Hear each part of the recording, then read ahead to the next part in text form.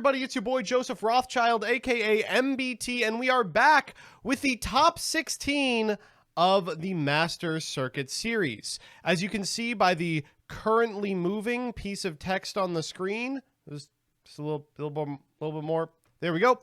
I am joined for Top Cut by the one, the only DistantCoder. DistantCoder, how are you doing? Hi, I'm okay. How are you? You all right? For those of you that don't know... Dude, I've been tilting, but it's okay. I will calm the tilt down for now. For those of you that don't know, Coder did a terrible thing and ulted into today's tournament. Playing a deck... It's not a terrible thing. What do you mean? That we are going to be watching for our first round. But before we do that, let's just take a quick look at the lists that made it into top 16 of this event. I know what you're thinking. This event has so many incredible duelists playing incredible lists in it. How much KASHTIRA is in Top Cut? And I'm happy to report there is not one KASHTIRA player in top 16. Biggest fall off for a deck in the history of time, I think. Unfortunately, NESHY did bubble, but we've got 5 Pearly, 2 Lab, 2 Branded, and then one apiece of DragonLink, Furhire, Runic, Rickasun, Avalon, Spiral, Hero, Generator, Umi? Those 4 I'm not super sold on, but apparently they're better than Cash. Yeah, Cash is ass, bro. Let's just be honest with ourselves here. You know, I wouldn't have thought it would be that bad. But it turns out that if you limit Pot of Prosperity, the deck that has to see Pot of Prosperity or they die into the sun, dies into the sun. It's really, really pathetic stuff. We're going to be watching some of the more consistent decks today. Hell yeah, I'm super down. So what are we watching for this round? We are going to be watching Meep Squared, who is our Runic Furhire player. A deck that I know you really like. Play against DJ. I'm familiar. 1, 2, 3, 4, 5 on DragonLink. Oh no, Meeps is doing my run back, dude. That's the player I lost to in time. We are seeing the run back right now, so I'm gonna throw you in. Wait, but let's see. Top cut isn't timed. Meeps has this one in the bag. Let's go. Yeah. Of course. All right, let me get these names right for you all viewers, and we'll be good to go.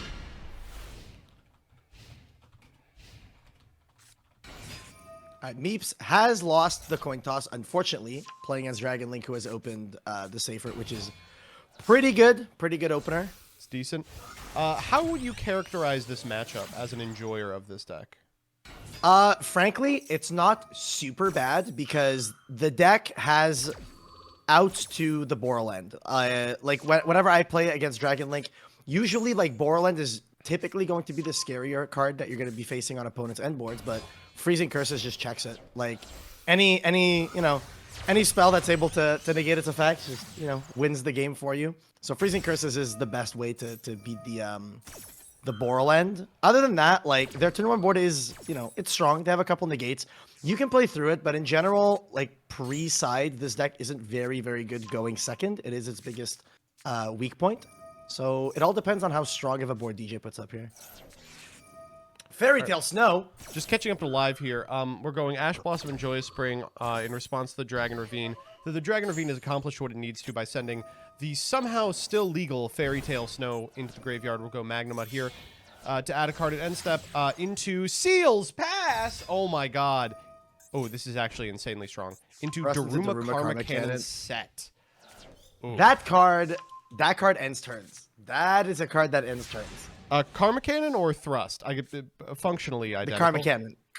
Karma Cannon does end turns against Runic Furhire. Depending on when you use it, there are some things you need to keep in mind when activating it. But in general, it is a card that when used at the right time, just ends the turn.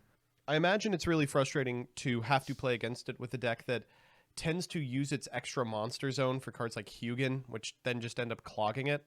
I guess you can like, mayhem it, but no. You can rookie with it. Yeah, you can rookie tribute the set so that you're able to clear that EMZ. So yeah, it can be played around to an extent, but it's difficult. It's definitely hard to play around. So here they're playing into what? A Bestial, Spheres, and the Karma Cannon. Yep. The Bestial doesn't matter. There is essentially nothing that the Bestial can hit in your deck that you care about. It can hit the Rafale, but that rarely matters. Other than that, most of your good stuff is going to be like Earth. They can hit like sprites and shit, but that really doesn't matter. You don't really care about your sprites getting hit. One-time All right. destruction. Chat was saying that's a fantastic way to check the Karma Cannon. Yeah, and very just good. play. Very, very strong. Oh no, we're summoning. using it to summon. Wow. Ooh, okay. Meeps might be hoping that DJ is not super familiar and chooses to use the Karma Cannon to clog the EMZ. I would assume that means that Meeps more than likely has Rex access or rookie access. There goes the droll that was unfortunately top Sixth deck. card. Has to be 6-card droll. Every single time, bro. Every single time. You hate to see it. We also have to kind of contest Fairy Tale Snow, which is annoying, but a position where we get to Fairy Tale Snow, I think we're just so very ahead. Yeah, yeah. Yeah, I was going to say, the other way that you can check Karma Cannon is if you hard open the carrot or the red.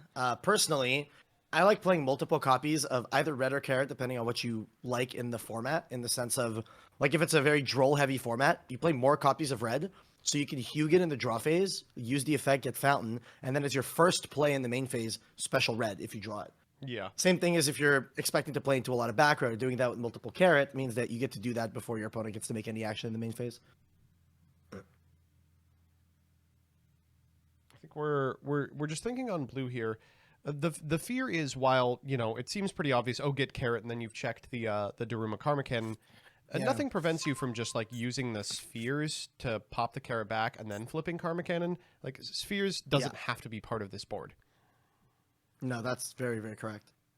Yeah, I mean, the spheres is, like, annoying. I think the best 2 hits for spheres, one that's, like, mediocre but still could be impactful, is, like, bouncing back a fountain that's, like, attempting to draw multiple, hoping that the opponent has no more quick play spells. Yep. Or you can bounce the Donner, because Donner is a card that, you know, does take 2 materials to make, so it's not that easy to get 2 more materials on the board to then use. And unlike a number of the decks that Dragon Link consistently finds itself up against, this is, I think, the only deck in the format that can't really use the battle phase to threaten the spheres. We're 1 runic in already, so that option is closed for us. Yeah. I mean, if you're really a gamer, like, there, I don't know if Meeps is playing it. Oh, we're going Goddess. I like that. God! I like that a lot. White woman jump scare. It really is. Oh, That wow, is a that's good play. Love that play. That's unbelievable. Wow. Yeah. And suddenly you don't have to worry about spheres at all. Very, very true. And it's not summoning anything from deck. Wow. So the Bestial in hand has targets. Like, they can summon that Juris Worm. The Karma Cannon does, like, clear the Goddess should they activate it, but you're guaranteed you're not getting your EMZ locked. Yeah, the sequencing All of a sudden, is really Meeps is in a good spot. to... Yeah, Meeps is good. Meeps is good if they have Rex right now. Like, if they go normal summon Rex right now, they have good plays that they can make here. Yeah, especially since they got starter off Jet, right? Or am I crazy? They did. They got starter. It's a little strange because, like, the Snow and Grave makes you feel like the Underworld Goddess, oh, good, that deals with snow, but, like, it means they have to Daruma Karma Cannon early to check the snow. It's... the set card is kind of weird. Yeah, I don't know what that... I hope that's not an end of main phase type bait. It might be. It might be. With 3 cards in hand, I don't know what that could be. You know, there's not a droll in there. This is not looking fantastic. 1 Underworld Goddess doesn't do that much work into Dragon Link. Like, what does it even check? It checks, like, the Boot Sector launch, Reborn. Here, just the Daruma Karma Cannon. Yeah, pretty much. Can you activate Daruma Karma Cannon if the only card on field is Underworld Goddess? That depends on what the text on Daruma Karma Cannon is. It just recently came out in Master. I haven't fully read it. As many monsters on the field as possible. I wouldn't say so, no. If it's the only card, I don't think that's a legal activation. Yeah. Still, always feels bad to pass back to an individual with Dragon Ravine up. Like, from here, we can just do pretty much anything. Send Absa Router, get Tracer. It's not even just Dragon Ravine up. Dragon Ravine up with 5 cards in hand. Like, it's not going to end well. Lubellion and Juris also target checks anybody. the Goddess. Big yikes. Huge yikes.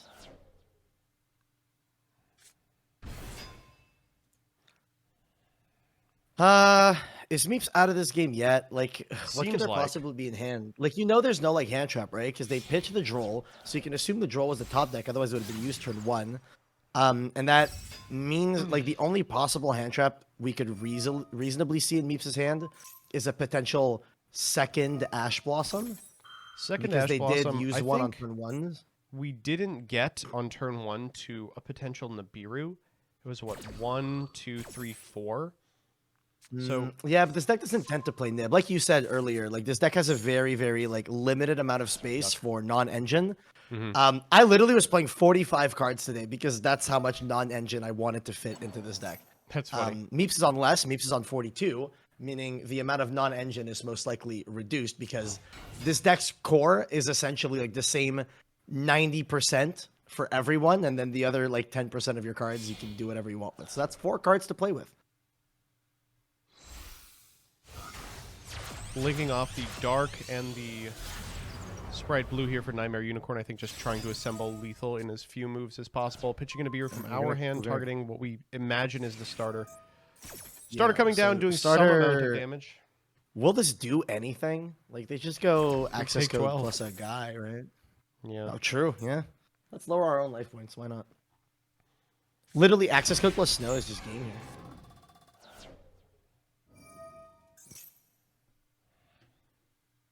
And this doesn't really get much follow-up. You only play 1 jet in this deck typically, so they have to get carrot or red.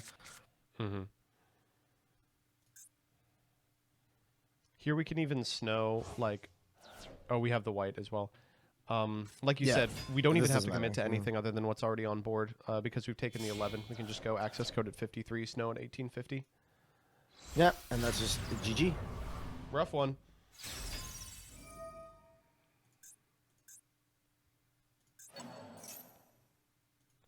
It's so crazy. Seal's Pass always feels like an insufficient board, but I can count on one hand the number of times I've seen it lose.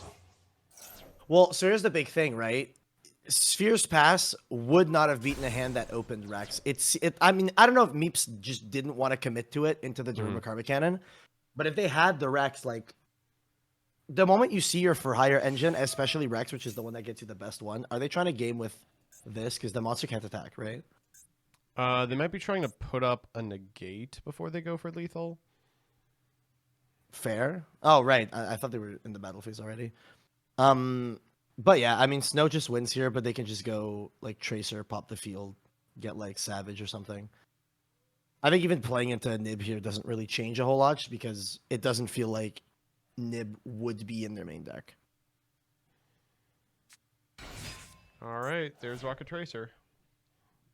Yeah.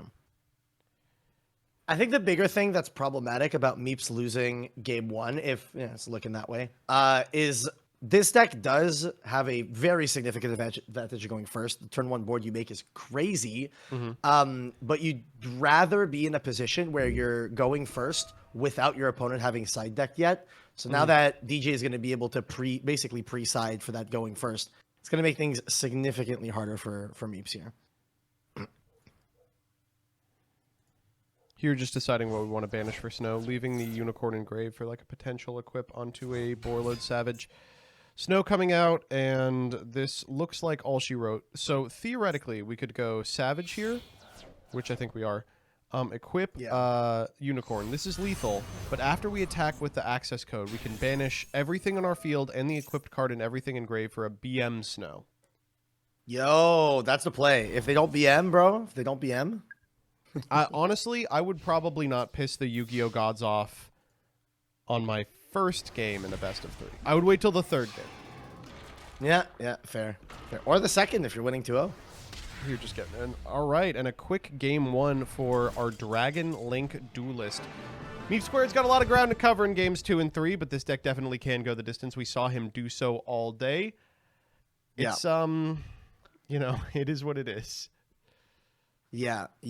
The problem with this is I don't really know what going second cards, because you can play like a good amount of going second cards, but siding for going second in this deck is really difficult. Yeah. Because how much engine do you actually want to be cutting, right? The engine you typically would want to cut is you want to cut like the jet, the starter, because they don't really serve much purpose going second. They usually help you get more bodies going first. So you can reasonably cut like 4 or 5 cards. I don't know what 4 or 5 cards you're putting in that are going to be impactful enough to like stop Dragon Link or clear their board, you know?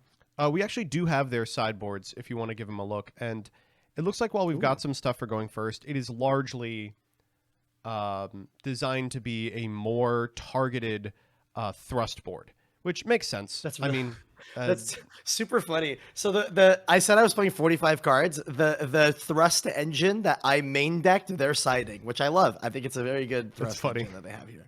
I wanted just a couple more cards, and there they are. I played this exact ratio too. It's very funny to me. Looking at the Dragon Link player, oh boy, it really does look like they have a ton dedicated to going second, and all of it seems exceptionally good. So you say that. There are cards in here that you think would be good against this deck that aren't even that crazy. I won't spoil anything, but I assume some of these cards are going in, and if Meeps is expecting them, Meeps can very easily play around some of these. Now, combinations of these, that's a little bit harder, but yeah. that's a whole other story. But drawing 2 non-engine is like, that's the Yu-Gi-Oh dream, is you want to draw your starter and then 2 pieces of non-engine, and then it doesn't matter what else you draw. Exactly. The rest of the cards are just discard fodder for Ravine. That's the joy of playing Pearly, is like, you open a hand and you're like, oh my god, this sucks. It's too much non-engine. Oh, there's 2 quick plays? Now we're good. Yeah, these cards do nothing in this match. You only need one, bro. 2 quick plays? You only need one. You do. You only need one. We're just waiting for the duelist to decide right now. If this is your first time watching the Master Circuit series, 1, please give me a follow. And 2, there is no time in Top Cut, which means that these 2 are going to be able to play it out no matter how long it takes. Let me see if we have any... looks like none of the other games are completed as well, which means, thankfully, there's no blowouts. But means terrible things for the individuals who are unfortunately fighting for their life against decks like Umi Control. Fun. That's a fun deck. Umi Control, very fair. It's a fun deck to play balanced. with and against. You know, it's a lot like KASHTIRA in that none of its hands are as good as you would expect. Did you just say Umi Control is a fun deck to play against? Yeah, in the same way KASHTIRA is a fun deck to play against. Fair. Yo, here, while we're waiting, let me tell you about what happened on my last run, bro. My opponent impermed me, like a set imperm, and then he proceeded to Shangri-Era lock my other 4 spell trap zones, so I couldn't activate any spells. Cool. You know what, actually? I'm really happy they put this in the game. It's been a real benefit. It's hella dope. So yeah, when you say like KASHTIRA is fun to play against, I agree, that's fun. Not being able to use my zones is very cool. All right, so we got the Rex. Rex! Get to see Meep Squared go off, and Rex afraid for hire. What a cutie! What an adorable little man. Normal summon Rex is a little like sussy though. Typically, you want to start with your runic stuff, just because the runic stuff is what you care the least about. What you're down to have hand trapped. Looks like they drew significant amount of sprite cards. So here, you probably hope that Meeps has access to the runic engine. If you don't have fountain access, typically your draws off of Folgo are going to be pretty dead because you won't be able to activate them. The only way that you get to the runic stuff if you don't hard open it is either ripping it off of the Rafale, which is going to excavate 1 to 2 cards this turn. 1 or 2. Like typically 2. But here it's definitely going to be a twofer, most likely. But no, go ahead. This is the scenario you were talking about, in which we get to do this entire line under Sprite Red, which is at least a little nice, but yeah, without fountain. Yeah, you just prefer it if you do it with the Hugin first. Yeah, you prefer it summoning the Hugin. Yeah, here he can try to RNG the like he can Donner with the Jet and the Beat. I don't even hate it, and even if you get nibbed, you're fine. You keep going. Oh, they drew something. Hard drawn Beat, not Beat. Dampa. Oh, hard drawn actually. All right. Activate it. Pray that the top card is a runic quick play, and you win the game from there. They get to go Beat. Now, the problem here is that they go Beat to add the Donpa, but they have to use the Donner to summon out from hand. Funny enough, Donner can summon from hand or grave. Crazy card. Really? I legitimately did not know that. Okay, so we're not going to do that. So instead, we're going to get the Rex to go Rafale in a gate, and that is a runic quick play. It is just so easy. Sometimes you just not only is that a runic quick play, Pitching Rex is insane here. Pitching Rex is actually very powerful. Oh, they we just actually had already it. the fountain. Never mind. Well, this explains the entire hand in that case. Yeah, yeah. So their turn 1 board is full combo here. They should activate the quick play, summon out the Hugin. They can get a second fountain here in case they want to, potentially draw infinite more cards this turn. So we know the hand is destruct. No, it's not destruction. It's Flashing Fire Rex with the starter. Yeah, yeah. Yep.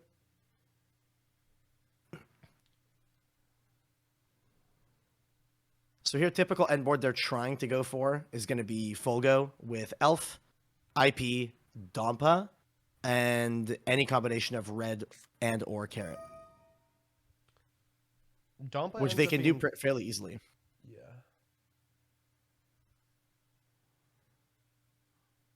You're going for the EMZ. Let's get the Hugin.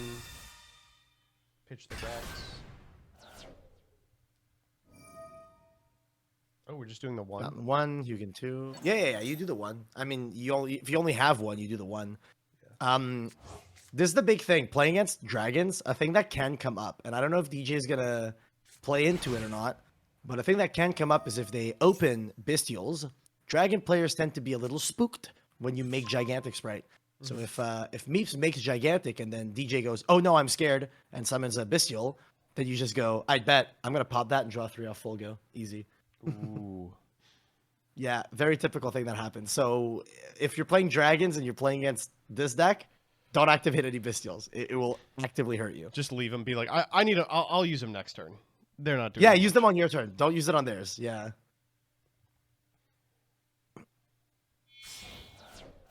Someone chat pointing out they might have any starter targets left. Sometimes you can even starter for the blue. Because that's the thing. You play 2 blue, 1 jet, 1 red, 1 carrot. So they can starter for the blue, just have the extra body. So they don't have to link off the Donpa. Because there's sometimes lines where you have to link off the Donpa in order to make like your elf or your IP. And then you have to elf for it on your opponent's turn. But that's not the best because you'd rather save your elf to potentially bring back the IP or red or carrot if you have to use one of those early on. So yeah. Sure. It's just a name. And there it is. That's the extra body. Of. Yeah, this is going to be the extra body. They're probably going to make Elf with the blue and jet, bring back anything, then make the IP in the left main monster zone, and then that's full board. Which don't know we know the card that they have in hand because it's a second fountain, right? We're pretty sure it's a second fountain, or else they just actively decline to use Hugin. Yeah, I don't remember if they activated Hugin or not. If it is a second fountain, that means they opened double fountain, which is rough.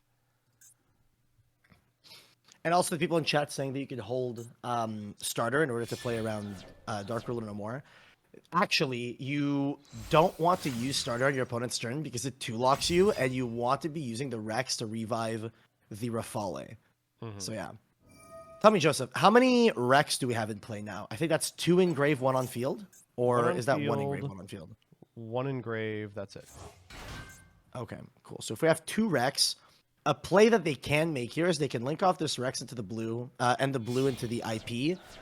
And then if they want, because they have 2 Rex, they can use up one of those to add back a for hire card to their hand, so that on the crackback, when they summon the Rafale off of the Rex, the Rafale will have a guaranteed for hire card in hand to negate with. That's choosing funny. not to do that, which is fine. Here, this is a board. This is what a spell negate, This a is trap everything. negate, the pop, draw 15, the fountain's up. Yeah, we are drawing like 7 cards this turn, no problem.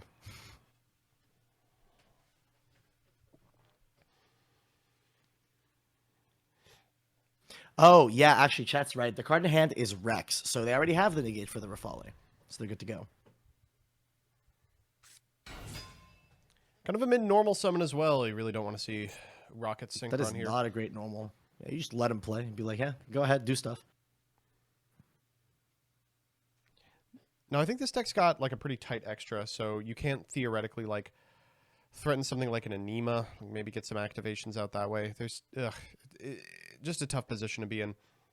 A lot of the way the Fogo Dragon pointing Link, up is really annoying with Anima. yeah, a lot of the way that Dragon Link does kind of push through negates is almost always like on the back of the Bestials. And no, you're right. There's targets, But there's not like meaningful targets.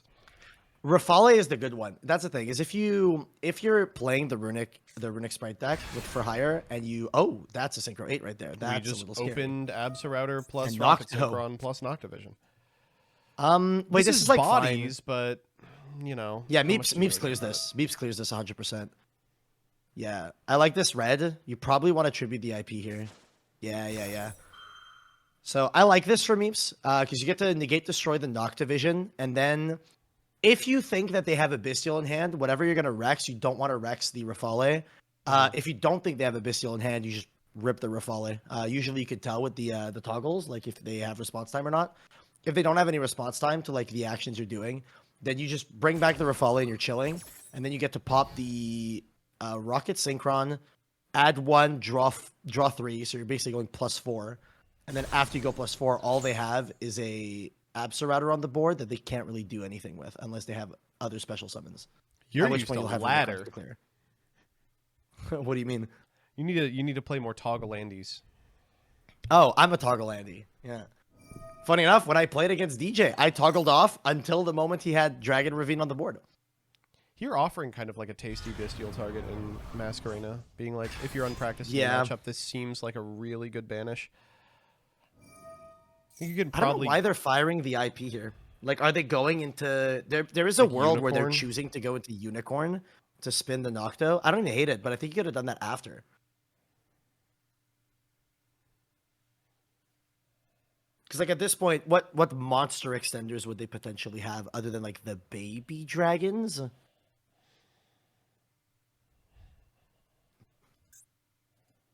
This is most likely Unicorn. I'd be shocked if it's anything other than that. It's like Unicorn with the red. Pitch the Rex in hand. The Rafale won't have a negate, but you will then have a zone clear to use Rex to reborn. So he could make Unicorn spin the Absa Router and then immediately fire the Rafale, pop the Rocket Synchron. But you probably don't even need to do that. So I think the card you're probably concerned about if your Meep is if you shuffle the Absa Router Dragon, which you want to do because it could be 2 monsters, and then they have the Red Eyes monster in hand, then it's like a huge punish. But The new one? yeah, and we saw it game 1. Yeah, so we are going to go for the Synchron instead. The Synchron. Interesting. Yeah, because Absa Router does nothing by itself. Like, they have to put another card on the board to use the Absa Router in any capacity. Yeah, even if it's baby dragons and you link off for like a Romulus, you know, you don't really have a really smooth way to get the card you add off of Absa Router into rotation since you've used your normal. If we just set and pass, I mean, you might as well just go to game 3. Big problem with Rex, though, is that's main phase only, so they should probably hold for their own main phase before firing the Rex, I think. Mm-hmm. Rather than like theoretically get greedy. Yeah, because you could get greedy here, right? Go Rex into Rafale and then do the +4 play, but then you give them the add-off Absa Router in the main phase. Yeah. So, and they're we're going doing for it. They're going to do it. Interesting. I mean, again, you're not too scared of, like, a whole lot. Your Rafale might have a negate. It probably won't, though. So this board is going to look like a hand of 4 cards that can be, theoretically, almost anything in your deck that you would want. We're going to go for the back row here off the Dampa. Can Dampa pop cards that are face down? Face up only, yeah. The one that pops face down is Recon. Recon There's Scout Cactus for hire. Talent. Yeah, Recon is the one that pops face downs. Adding the Slumber. We have no runic spells in grave, right? No. We had 1. We shuffled it back. We get to proc Absa Router here, but there's not a good get because we have already... Yeah, they go +1, we go +4. It's fine.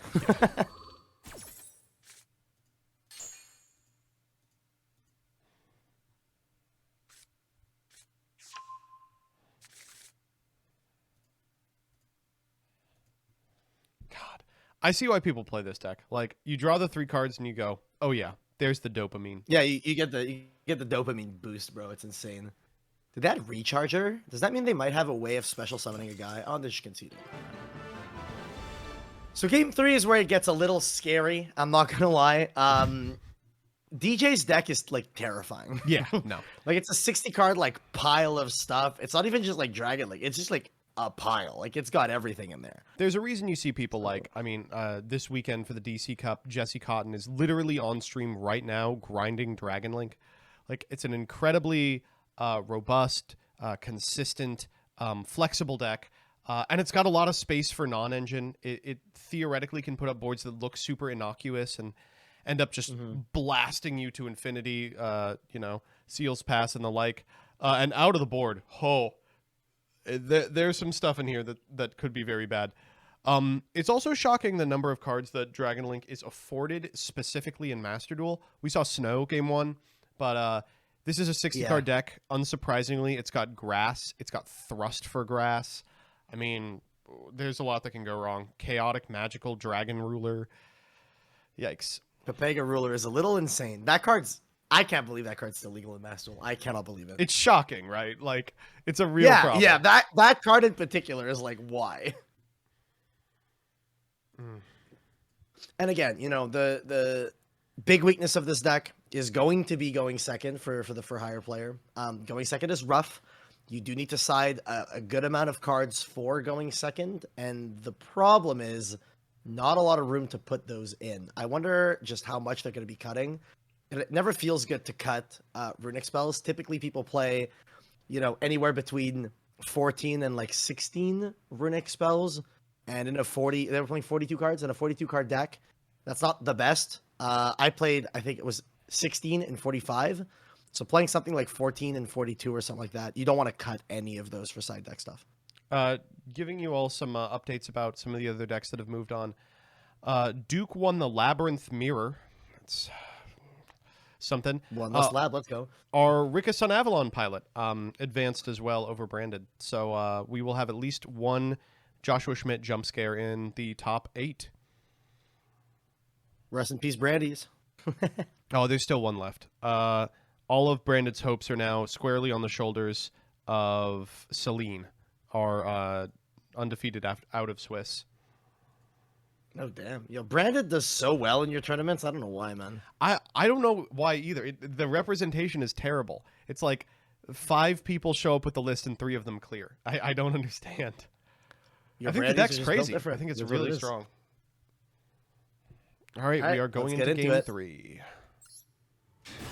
Send it. Who you got for this one? What do you think? For me, the lack of space for non-engine. I'm giving it to Dragon Link. I think that deck is so unbelievable. I think Meeps is a potential winner, provided they have drawn the Droll and Lockbird. Clearly, they haven't drawn Maxi here, so let's hope for the Droll.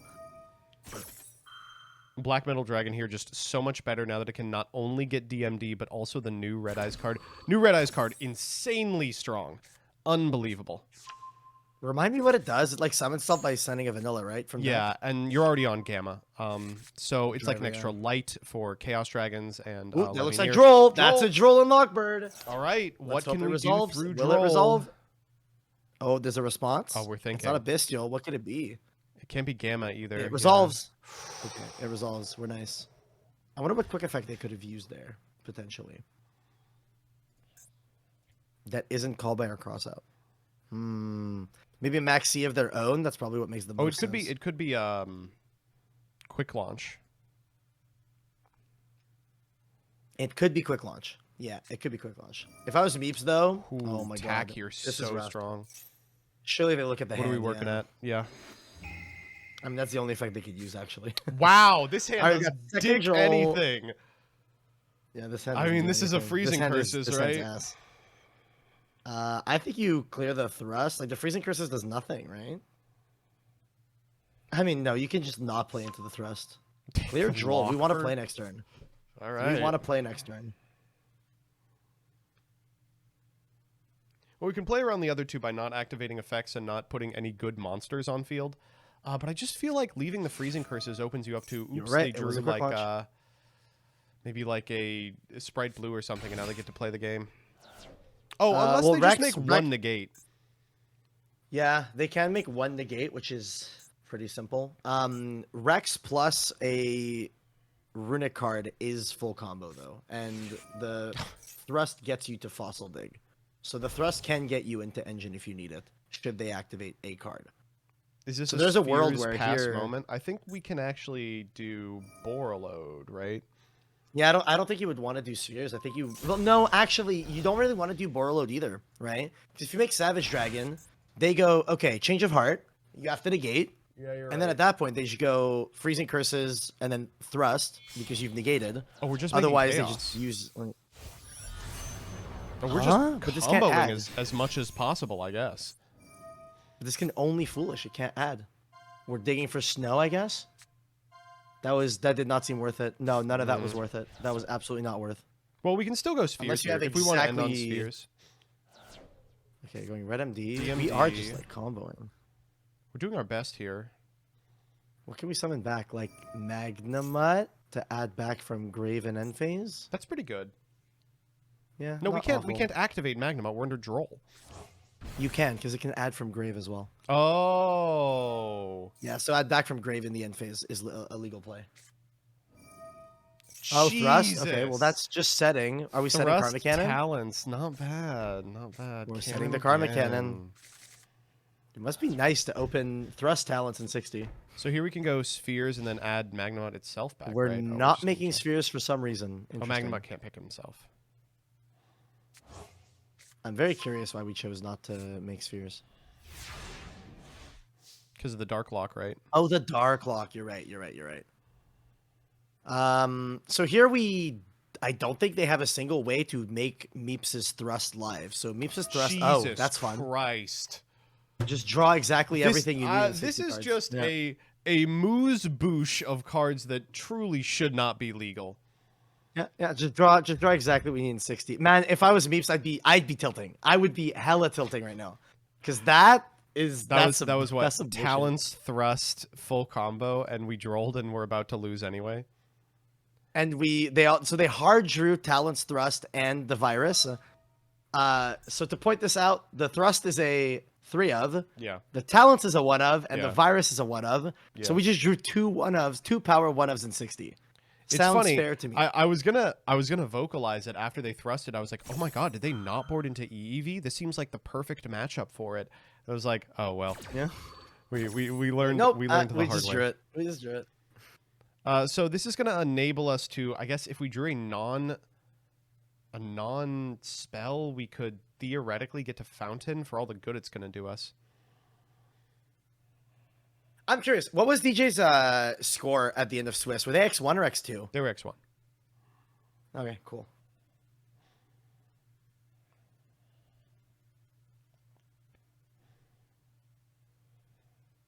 Yeah, look at this deck. It really is just. Yeah, I like dragons. I also like 20 other non-dragon cards, and I chose to play them all. Oh yeah. No, all of these grass decks, this one, the branded one from last time, they're horrifying. We drew Rafal. Perfect. That's exactly this, what we needed. This does nothing. This does absolutely. You just pass. It's just pass. Yeah. Wow. How fair and fun. Like both of those things. All they need to do now is find game through Nothing. Gary. Find game through Gary. DMD gets to activate again. How often do you get to see that? Yeah, that's pretty So rare. we are going to You get to see the red Red Eyes red. line here, right? We go DMD, summon back Black, go for Striker Dragon number 2. Is Striker Dragon limited in Master Duel? It's at 3, I think. Okay. I think, pretty good draw I here, think it's too. at 3.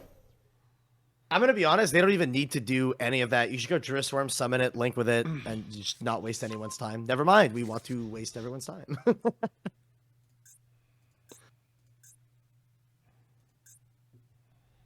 Think they're unaware that the Gary can't be destroyed by card effects? They might be trying to put a button on it. Fair. We knew the Nocto. Yeah. I Have mean, you they don't ever have used- to fear anything. Have you ever used the Nocto's second effect? The Grave Effect, the one to Yeah. protect your sets. I haven't used it because I've very, very rarely played this deck, but I've played into it and I learned, and I will never play into it again. Like, oh, all I have to do is check the what was it, tidying at the time. Yeah, like, yeah, nuh-uh. exactly. It's like, I need to get rid of this tidying. Let me Cosmic it. You're like, Noctavision says no, buddy. Lubellion Why are trigger we here. setting up Branded Beast here? Like, why are we doing all this? Does Branded Beast beat the Gary on field? That's how we do it. No, Gary can't be destroyed by card effect. What? This card's crazy. You have to unicorn or Juris Worm it, but it genuinely does not fucking matter. Like none of this matters. Black Dragon Collapse Serpent here, or the the Black Dragon Metal. No, they banished Black Metal Dragon actually. Ooh. They can make Baron. Speaking of. Yeah, I feel like that's where this is going. Oh, no, we're Chaos Angel. That's tight. All right, I'm in. And All right, this is, ladies and gentlemen, the end of the game. We can go by now. You don't have to drag this out any longer. But you can if you want. There it is. And a quick 2-1 for DJ12345 on the back of Game 3. Some of the game's most fun and fair tools, I would say.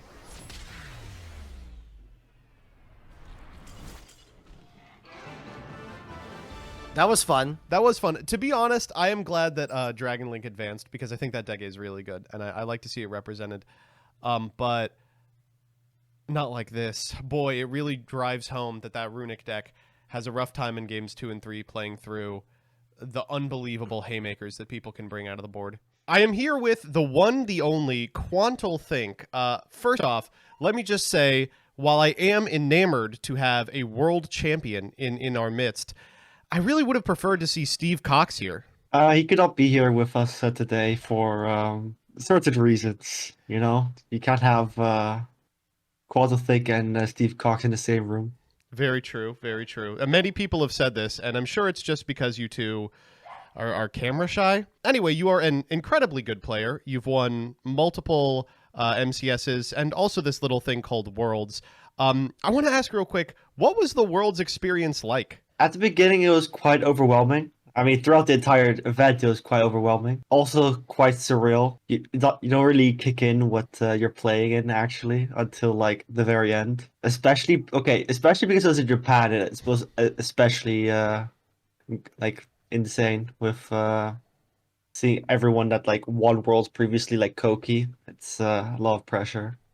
But you rose to the occasion. Nice. Incredibly well and took the entire event. So as a world champion, I do want to ask a little bit about your insight into the current Master Duel format. What deck do you think is massively overrated? People that still play KASHTIRA don't seem to know how math works.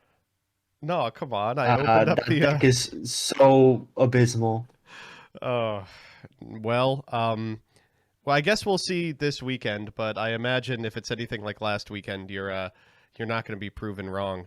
Are there any strategies that you feel kind of a personal connection to that are playable in Master Duel? Out of the two decks I think are playable, purely Lab, I heavily prefer Lab. It's kind of a nice control style deck that doesn't really have any auto lose buttons and also lets you just has quite a high level of skill expression. Well, I hope you will be able to put that skill to the test and wallop a bunch of weekend warriors. Thank you so much for coming on and making time for this, and best of luck in the rounds. Thank you. Hello, everybody. It's your boy, Joseph Rothschild, a.k.a. MBT, and we are back with the top 8 of your second week of the Master Circuit Series. I'm so happy to be casting for you here tonight. We've got a couple of really interesting matchups that we are going to take a look at. While, unfortunately, a significant amount of the jank that was viable in the top 16 has now been shed. No more Runic for Hire, no more Umi. Thank goodness, I didn't want to cast that. We do have a single deck that I think could go all the way despite being wildly outclassed, and it's the one we're going to watch right now. I'm talking about, unsurprisingly, Archon Drake, who is playing Generator versus Zerglinator on Pearly.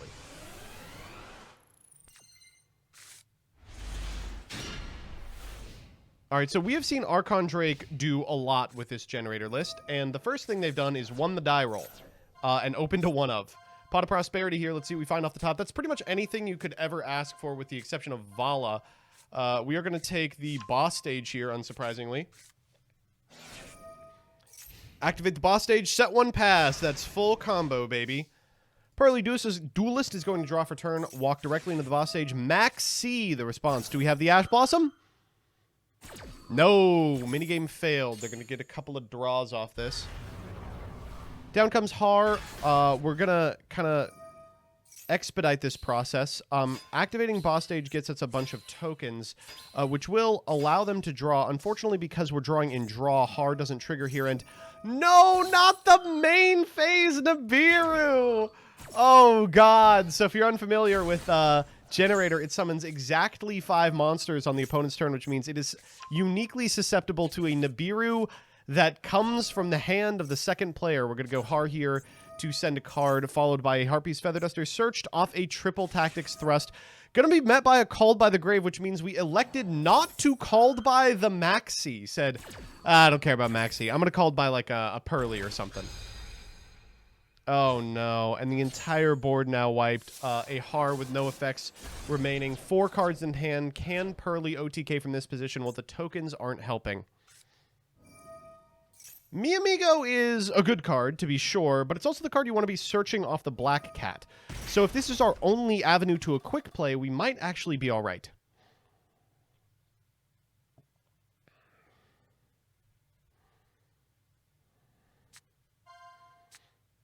We're taking 3 happy memories here.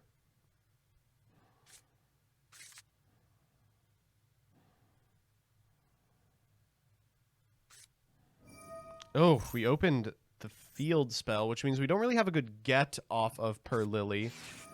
Going for the happy, I would not be surprised if this is our only one. So we could happy for Per Lily here just to guarantee. We go Per Lily, target the happy, go into happiness. We can walk in for some amount of damage. Ugh, the Called by the Grave as well.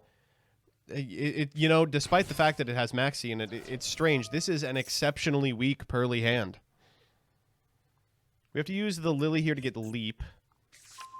And then we can go Lily, target happiness. Maybe get our Noir up to 7 materials by making a plump, attaching a draw at end step, and drawing twice on our opponent's turn. That's probably enough to win the game, but does lose to a lot. Happiness here into a token. This token destroyed by battle. We'll go happiness here. Have the attack of the generator token. Grabbing Delicious.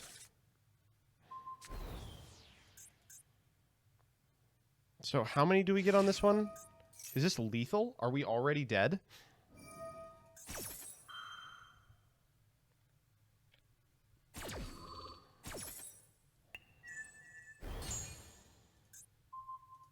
Making the token unable to be destroyed by battle here. This is 2250, and we get 2 more attacks. Oh, wow. I think we actually have just lost the game. Even if we're not in a position where this is lethal, if we get lucky off 1 Pearly, it is. It looks like we are going to go for it.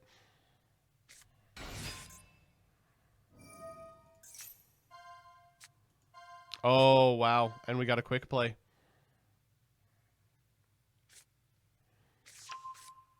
Grab a happy memory off the happiness effect here, right? Now we are legitimately very dead.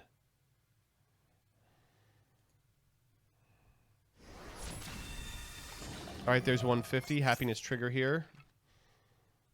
But from here, we can actually go grab another Delicious now that we got the bonus happy, right? Oh, no.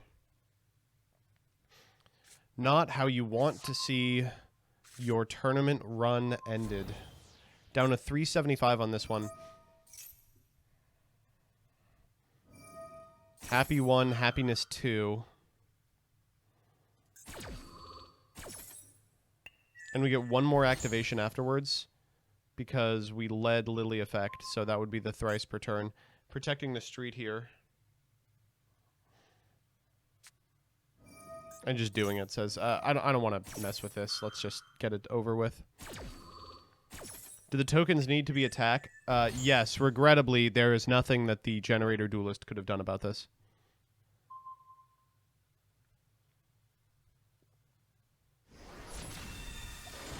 $31.25, triggered the effect, get in again.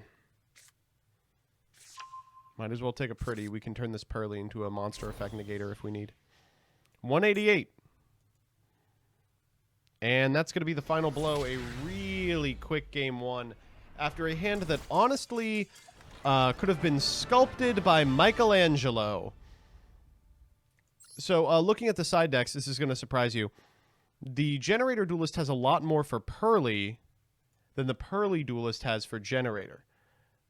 That's not to say that the Pearly Duelist doesn't have some stuff that would help. Oh, God. Although they have some Nibirus in the board. In fact, the Nibiru in the main that we just saw was a 1 of. That's painful. Check some of these other duels. It looks like at the other table we have our Rika player, who's up against Frost Draco. Frost Draco is playing Hero. So, you know, good luck on the die roll to both of those players. And then the other one that appears to be going is Duke versus DJ12345. DJ on Dragon Link and Duke on Labyrinth. We've got DGZO versus TCG Nick as well, which is Pearly versus Pearly. Oh, that one might take a while. It looks like our Pearly Duelist is ready for game 2. I imagine didn't have to expend too much brain power sideboarding there. If I had to take a guess.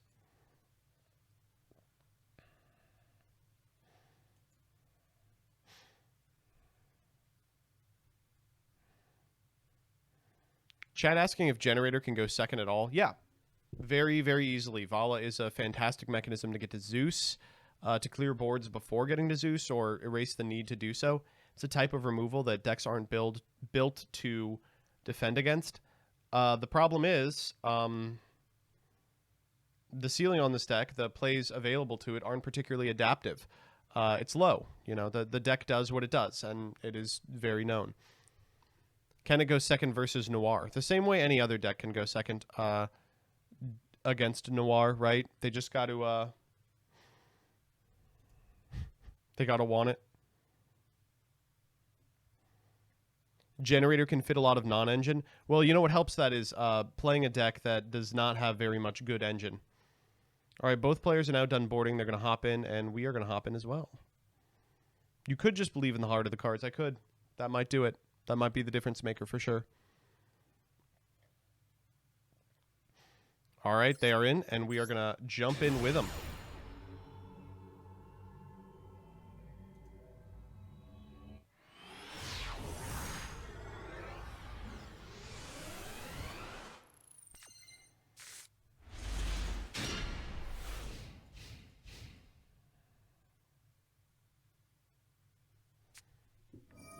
World Legacy Monstrosity to summon from hand. Not where you want to be. Okay, Mardell's like the best possible thing you could be summoning from hand, but still, you would much prefer not to have to do that. Grab Lopter here. Normal Lopter, do what?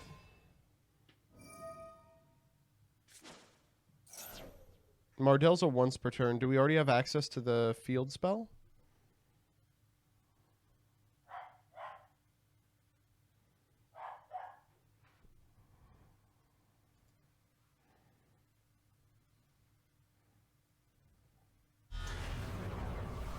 Going for Har here, I imagine because we have multiple copies of Har. So this enables us to just have material for a Leviathan. There is Leviathan. Let's see that field spell. There it is. All right. I mean, that's as good as it gets for this deck. Ooh, set 2.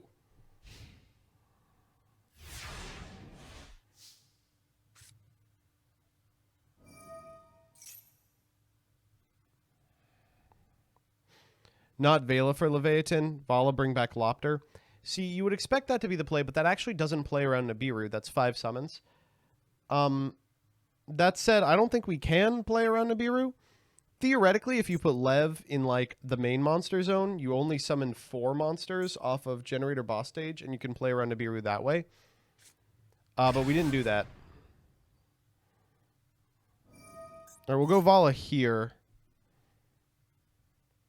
They're thinking real quick.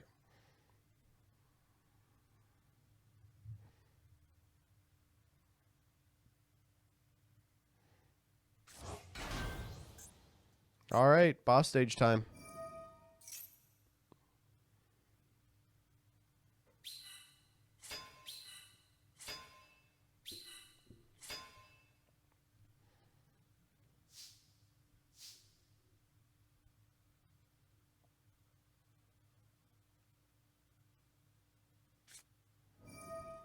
Horrifying beginning. Being done as the first action in main phase 1 means that we can't Lopter in order to get hard to check this. Yeah, it looks like it's resolving. That is a sick 3-for-1. Imperm called by. 2 good ones.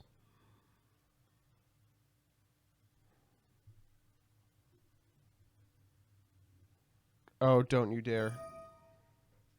Okay, passing back priority here. Gonna go Lopter, grab Har, I believe.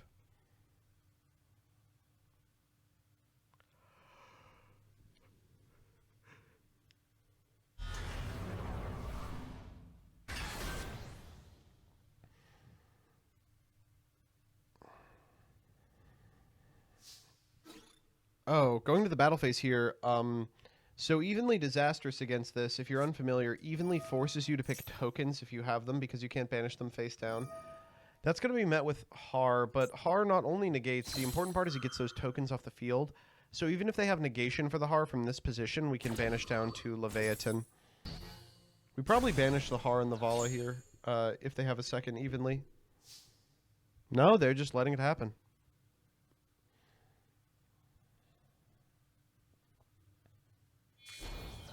Oh! Hell of a Kurikara, but does not check the Leviathan.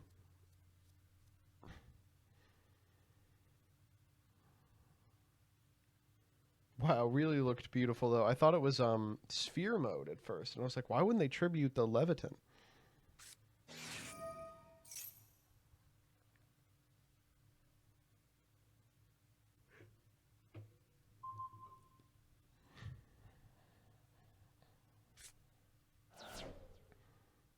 You definitely Leviathan this. Oh, no, it's happy. I thought it was mi amigo. Yeah, you let this happen. They're going for Pearly here, just being like, I have to hit. Good kitty? Good kitty? No? Yes, very good kitty. Very, very, very good kitty.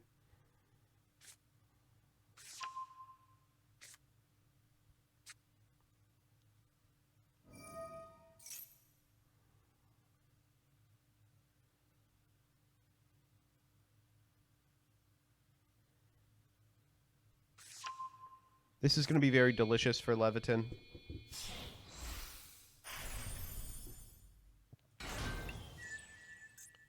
Plumpy's cool, but I struggle to think what individual card could do it here. It's possible they went White Cat because the last card in hand is Black Cat, and then they can normal summon Black Cat and get to...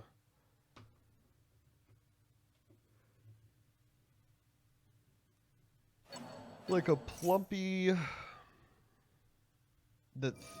this is a little premature. I think we probably want to wait for the Plumpy to resolve.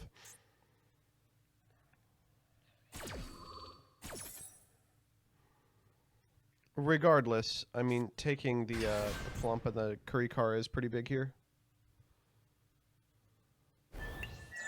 So if they have Black Cat here, they can go Black Cat, mi amigo. No, there's nothing. This is a big question as to whether you do it or not. You can get Jormungandr pretty big from this position, but you give your opponent a lot of filtered draws. You probably start firing Jormungandr if your draws aren't very good enough. It does a little bit of a discount Owling Mine impression. Yeah, here doing that.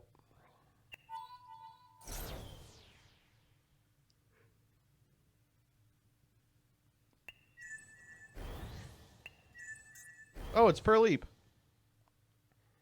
Whoa, in what world is Diviner the Send. Oh, in a world where we're not playing Trias Hierarchica. Here we're just looking for any card with Generator in the name, and it looks like we found one. Lopter is insanely good. That gets us Vala back. We can use Vala to get back the Mardell. Mardell to get the boss stage. And that might just straight up be lethal if we get Har instead.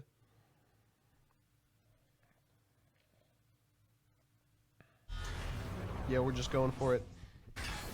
Wow, and we got away with it here. 3K25 is going to do it.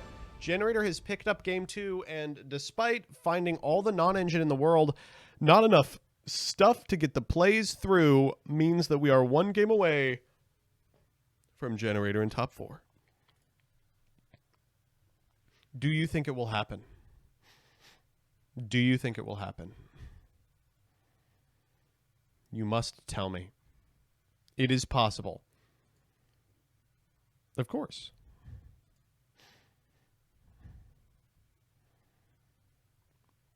Let's see how everyone else is doing.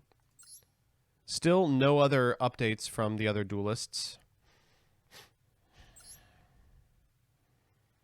Hero player is up 1-0. Holy guacamole.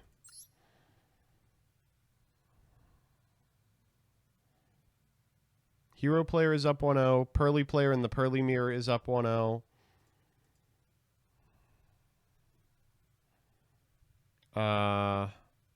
Labyrinth player is up 1-0 versus Pearly.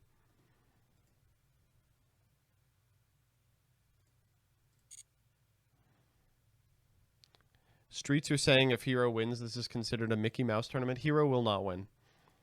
I love Hero. Hero is one of my favorite decks of all time. It will not win. It literally will not. Though I wish that it would.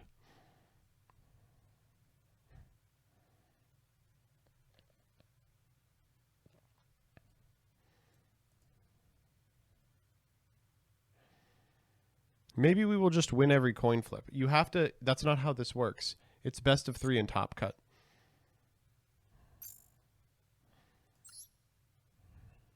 All right, here we go.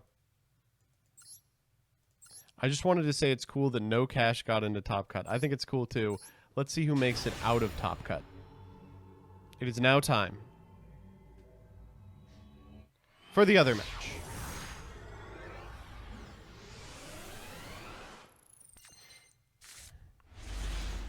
All right, so I imagine Pearly's going first here, despite the fact that Pearly has no real problem going second, and the going second blowouts are insane for or against a Generator. It still probably seems correct to do this.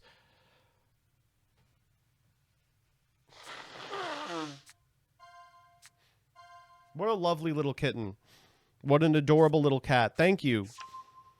Pearly Delicious Memory coming up. Yum, yum, yum, yum, yum. Delicioso.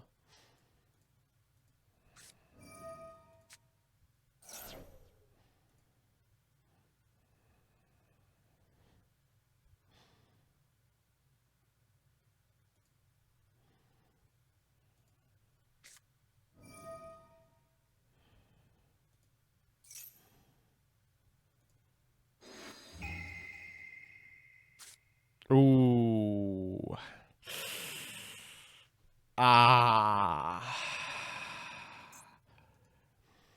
Well, uh-oh. Well, I mean, we have a lot of non-engine. Top Deck Diviner. Top Deck Diviner does not do it. It would have to be... I legitimately can't think of what it would have to be.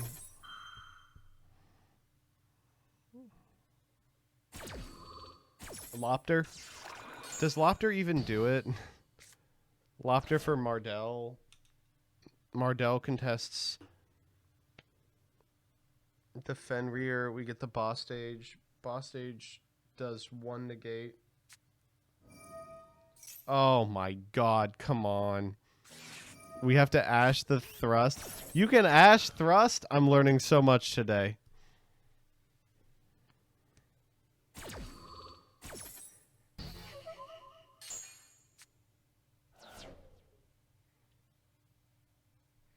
It adds a card to hand. Well, not right now. All right.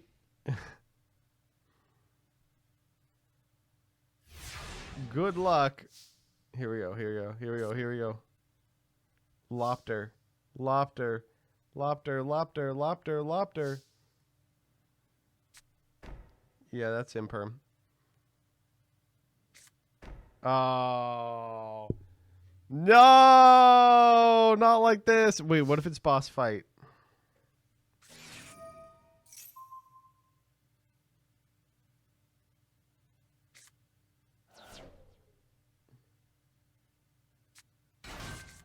Doing Lily here so the imperm can't hit it. This enables us to go get Mi Amigo.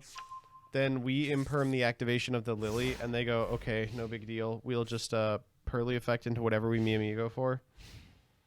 It's got to be boss fight. That's the only thing that does it. Anything else, and it's so Jover. Yeah, this demands the imperm. There's nothing you can do about it. What if this set card is like Daruma Karma Cannon?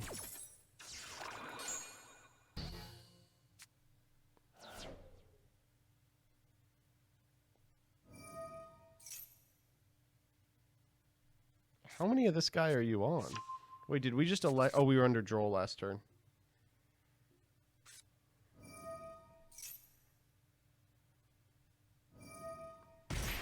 Damn, imperm column successful.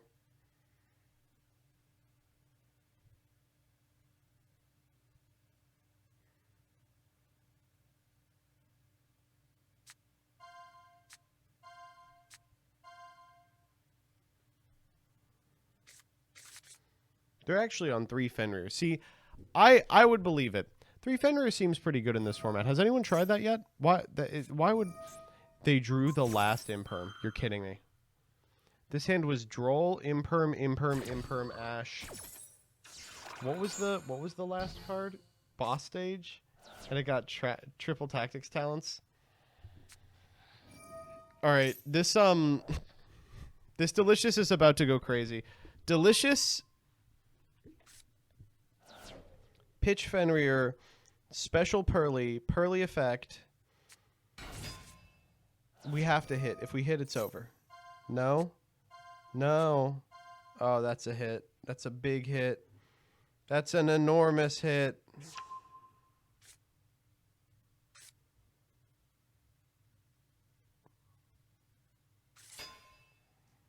Switching everyone to attack here. Oh, if you had any cojones, you would go ahead and activate the effect of the negated Pearly. All right, what are we working with? A Pearly Beauty with an equipped card. And now these two can go into a, what? Princess, yep. Let's mill a card, see what we find.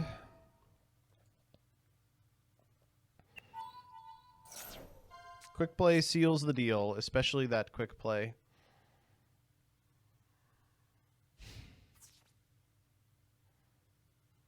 This is 58. I struggle to think what would do it. Vala? No. Lofter? Lofter, Vala...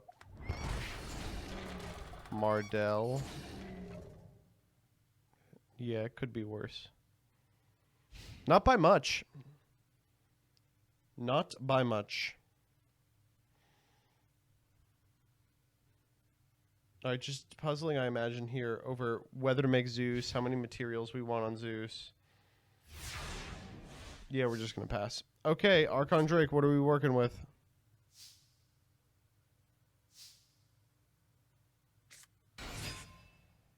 Perfect. Right on time. Finally, the non-engine that mattered.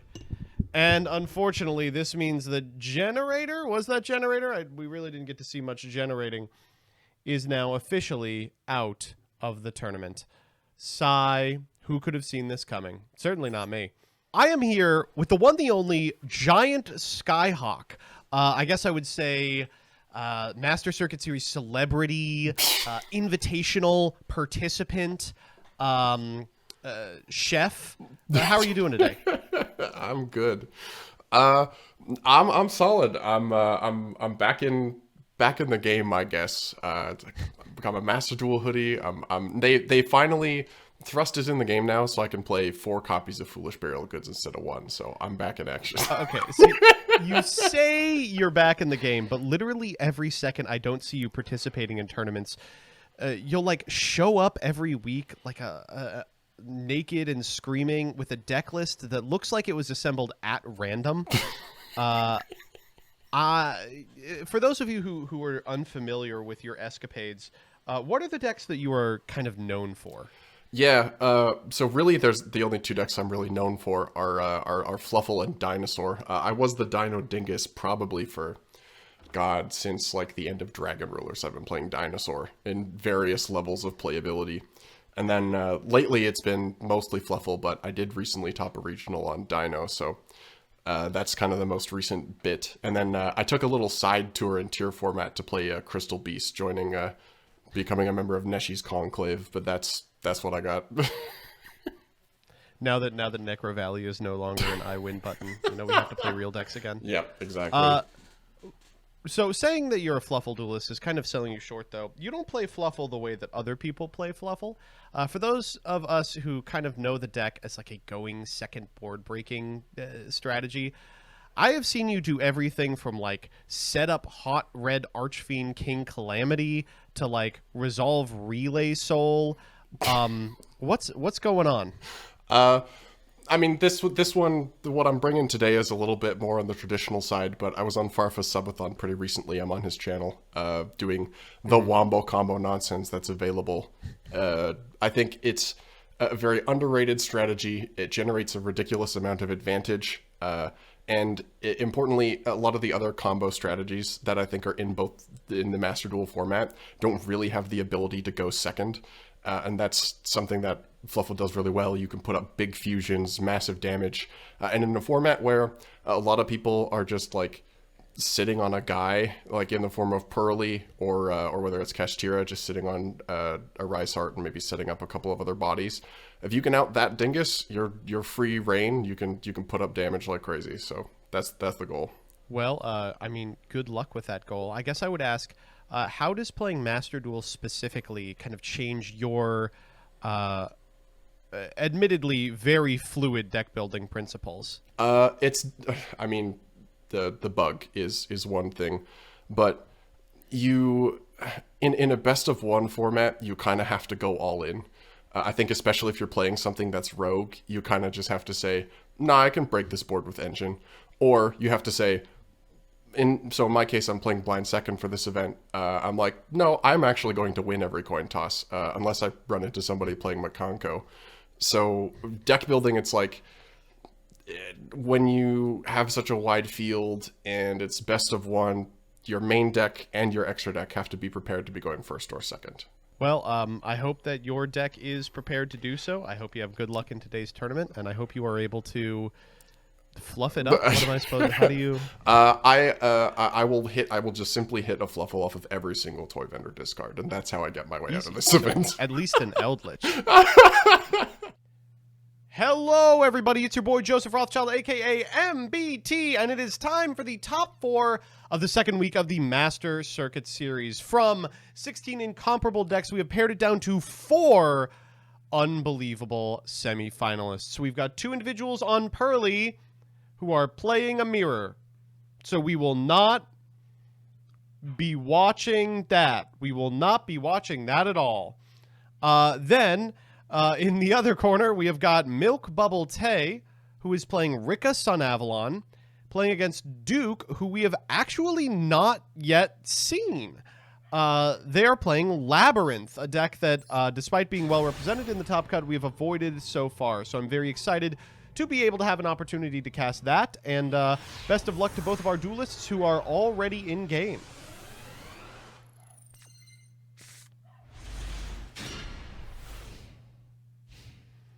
All right, so I imagine a lot hinges on who wins the die roll, and it is Rika.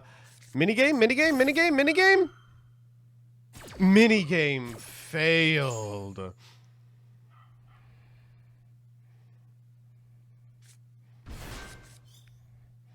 All right, so what do we do from this position? We've instead of going for something competent in terms of an end board, we're going for Mood On and walking directly into an Ash Blossom.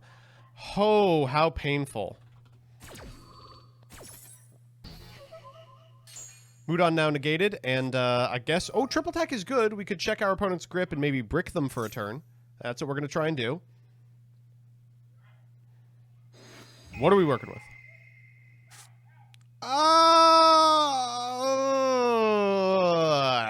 Okay. I guess we take Welcome Lab here. But these are 4 insanely good cards.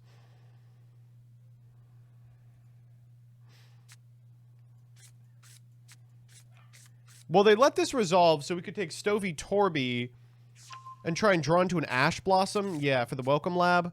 Though that's, I don't know how likely that is. Wow, that was incredible. Ash Blossom, Maxi, and those 4 cards. Not bad. Not bad. All right, there's the Fenrir. We're going to activate the effect of the Fenrir, I would imagine.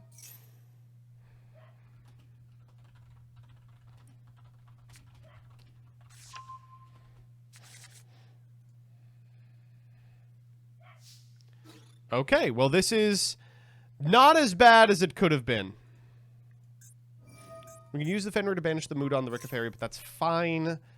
Maybe it's worth an imperm, but if we're going to imperm, we would have impermed on the search, not now. It could be... Oh, it is an imperm. Okay. We were trying to lure them into a false sense of security.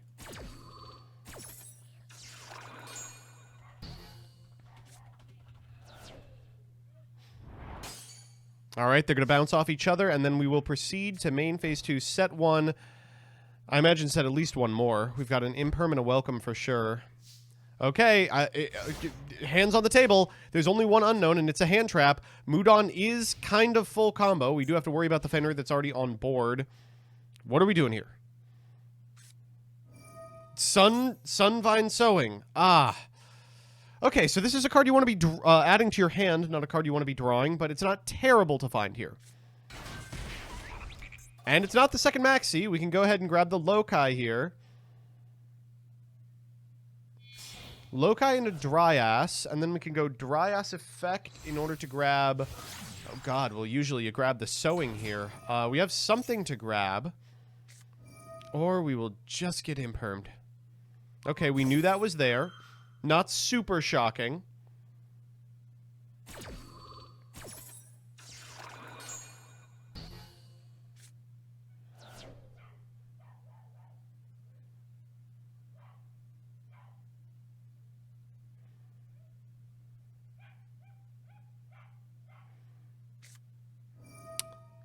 That's a good card. That is a pretty good card. We have not yet performed our normal summon. It is Maxi. Is there a bridge for this? This is an Earth monster, right? Yeah, so we go Maxi into any large Earth monster into Loci. Regulus could do it.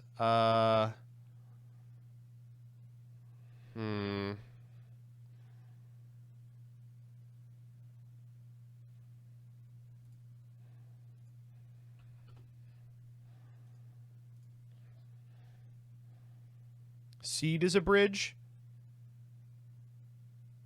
I imagine we don't want to banish the Seed face down. This is a big thinker. Bridging through Lone Fire here, which is a plant. We could go Maxi into the Lone Fire into the Sunseed Twin. Oh, that's kind of cute. Normal Twin. Target the Loci. Oh, this is very nice. I forgot that this is Wolf Bark. Summon the Loci here. We do have the opportunity to Fenrir from this position, but even if we Fenrir the Loci, we have 3 material. And they're in such a way that we could make Aromage or Aromaseraphy Jasmine and still get a tribute here. All right, we are letting the Fenrir go. We are going to go for the Jasmine here.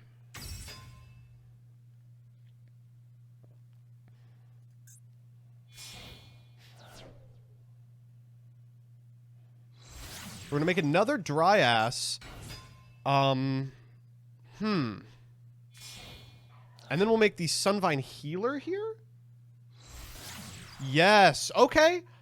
All right, so Sunvine Healer is going to trigger, increasing our life points by just a little bit. That's going to enable us to trigger the first effect of Aromatherapy Jasmine. We've already normaled, but grabbing Lily Borea here is really powerful. Yeah, that's what we're going to get. Now, theoretically, the Fenrir here could banish the Jasmine, but we can just make it again with the two monsters on our side of the field. We are going to try it. Somehow we have found a line that might actually be able to do this.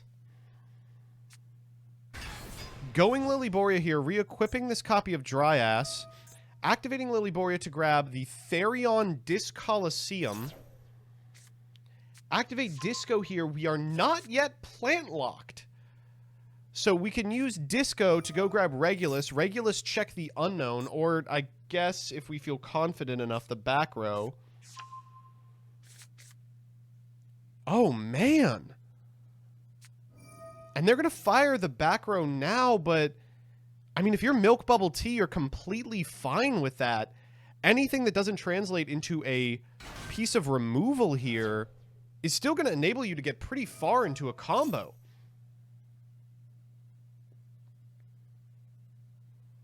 So we have to go Ariana from this position. We go Stovey Torby. We probably Stovey Torby here, too. Coup Clock the Unknown. Oh, wow. That's... Honestly, how bad is that, really?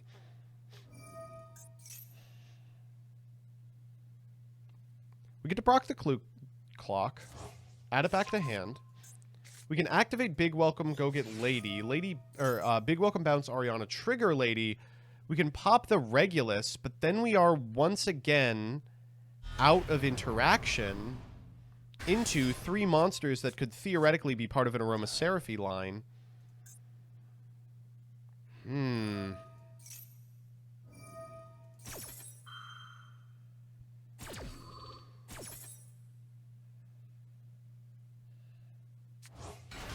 Summon Stovey. Lovely, grab the card from hand. Oh.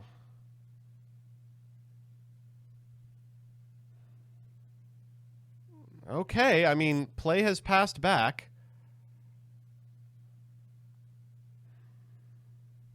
But we still... Wow, we can still accomplish a lot. So if we go to combat and walk the Lily Borea into the Fenrir, we can proc the effect of the Dryas to summon an extra body, and proc the effect of the Disco to cycle the Regulus. Then in main phase 2, we can summon the Regulus to have a negate, then do a combo line. Alternatively, we could just get going now. It needs an arrow. You're... No? Does it need an arrow?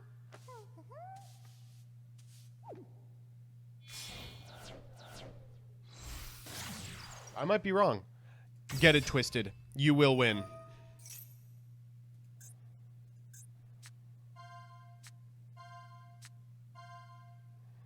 Oh my god.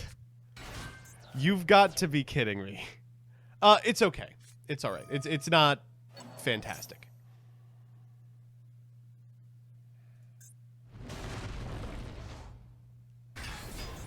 The fact that we found anyone is great. All right, the king has made it onto the field. These two can become the second Aromatherapy Jasmine. Yeah.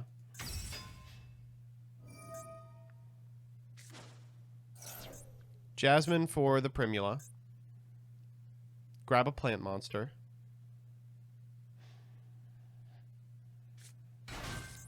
It's Petal. Petal effect. Grab Mudon. Oh, are we on to Mudon in this deck now? I guess we are. Mudon pitch Petal. And now, buddy, you know what the fuck time it is. Con control!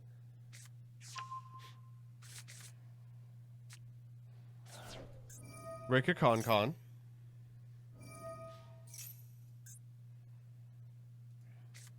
Con grabs sheet. Oh, man. That's a good one. These two for Malias? Yeah. Malias target the Loci and Graveyard. Malias and the Loci for Bengal Lancer.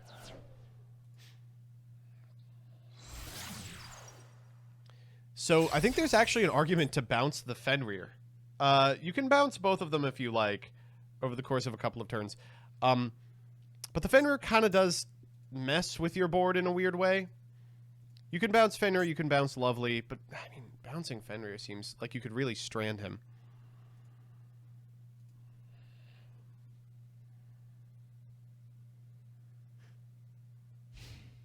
Oh, we're just going end phase.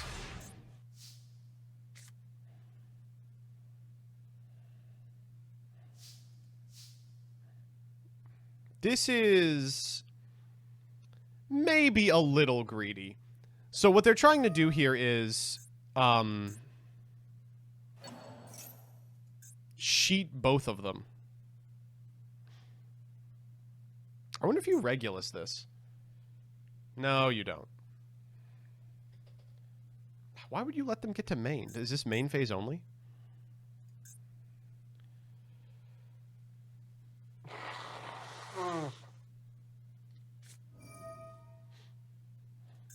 It is not.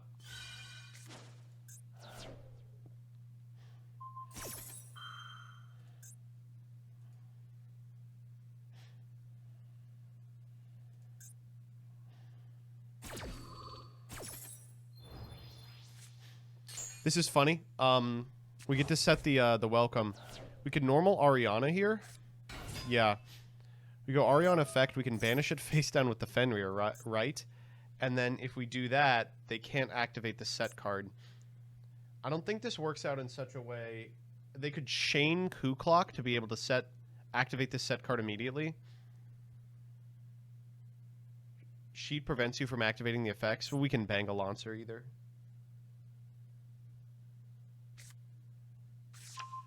Lady Lab. Oh, that's kind of a problem because the Labyrinth monster's already activated its effect. Now it makes no sense to bounce the Ariana. Cuck locking. I wonder if that's what we negate. No.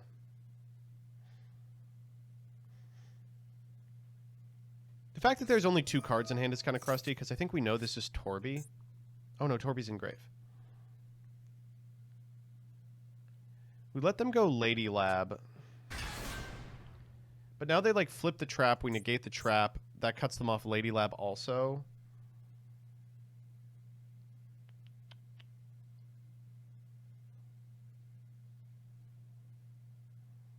Which means they have to lead by going Big Welcome and Grave targeting Regulus, which they just aren't.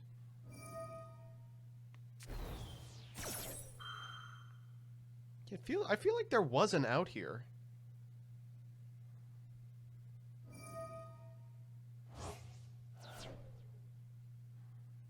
Yeah, now we're going Big Welcome, but to do what? Bounce Bengal Lancer? Okay.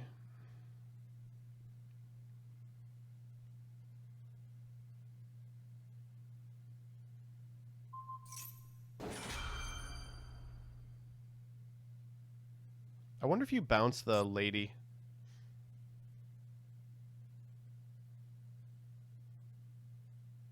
You just say, I'll take 3,000. Get that guy back in hand.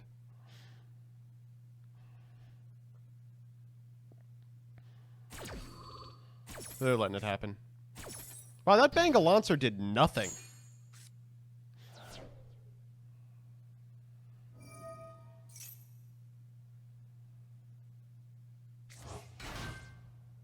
Alright, we get to proc the Stovey Torby here. We have like a Muckraker line. There's Chaos Angel. Can Chaos Angel banish Con? Does it banish cards? Yeah. Eat the Regulus. Oh, sheesh. This is a tough one. We've got no traps, but how bad is that really? Okay, pedal at end step. It was actually kind of weird that they ate the Regulus, because I feel like they really did not want exactly what's about to happen to happen.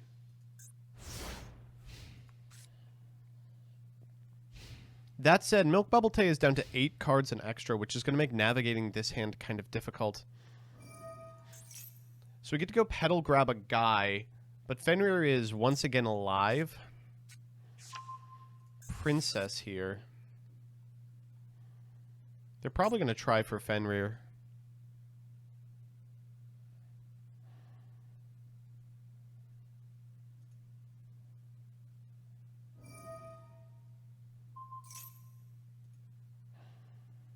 Yeah, not a lot we can do about that.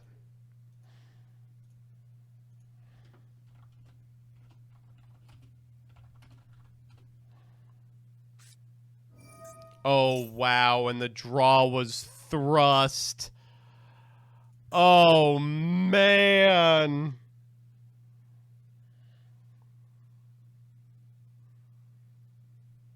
All right, what are we grabbing here?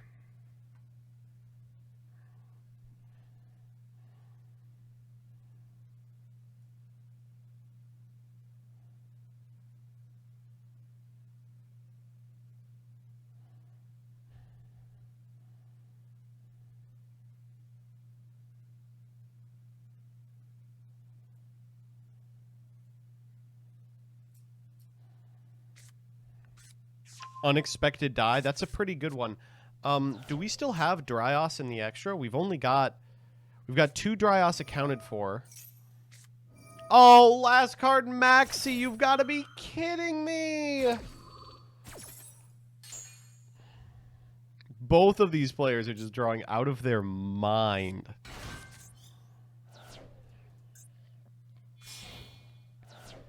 They're saying, no, I got to go for it. We got to go for it. Dryos here. Grab a Sunvine card. 2 sowing. We are on 2 sowing. But what are we sowing for? We can't twin. We've already used twin. Another Loci. 1,000 here. Trigger Dryos. Gain it back. Do we have another healer in our 7 cards? We do. Healer gain 3. But what are we doing with this? What's still in rotation even?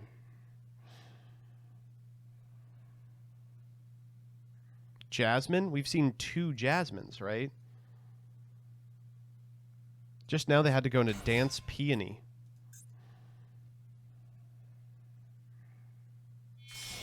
Oh?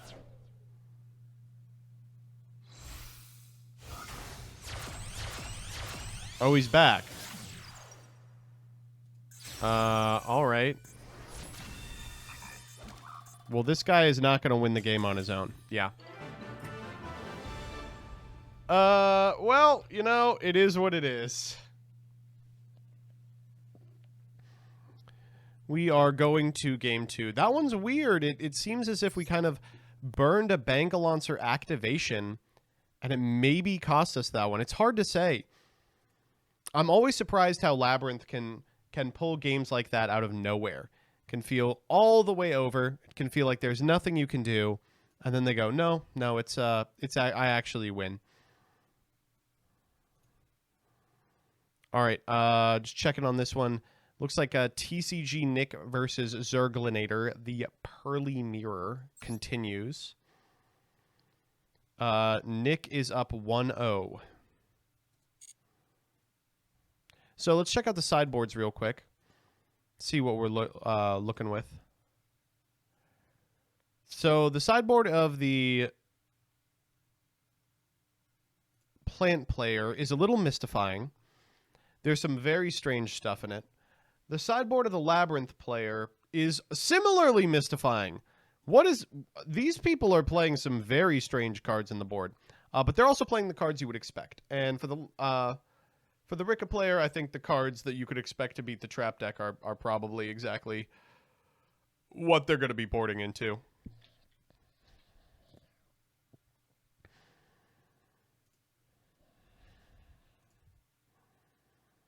I can't believe that card is legal. Rose Whip Gaming.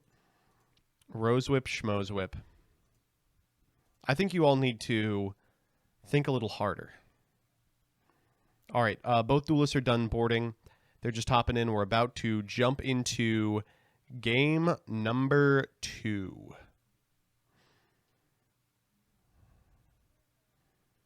And I got to be completely honest with you, the fact that Labyrinth could conceivably get to a game number 3 is not great news for the deck that's trying to jam through a combo.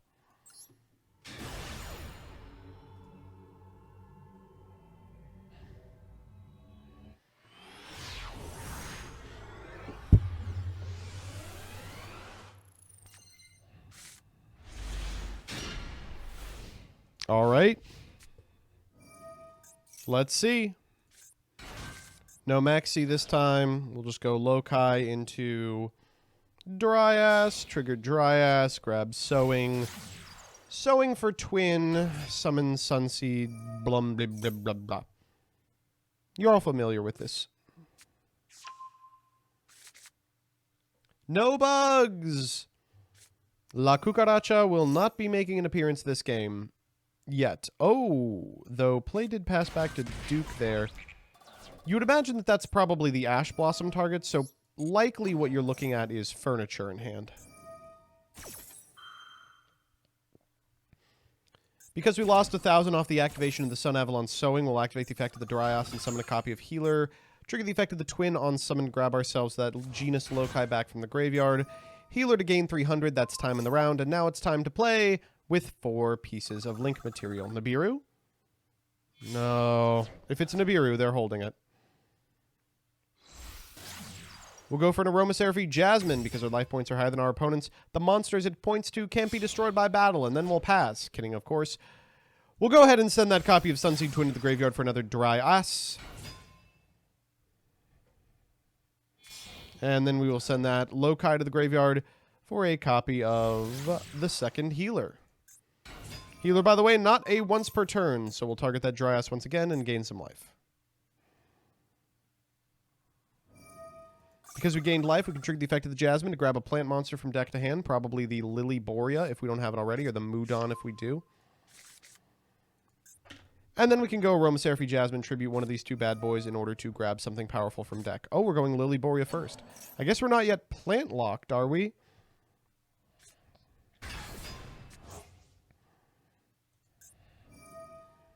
Lily Borea pitching the Dryas in order to grab from deck to hand a Disco.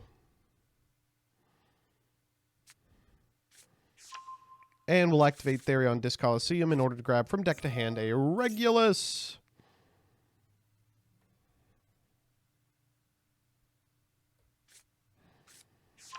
All right, last chance to look at me, Hector.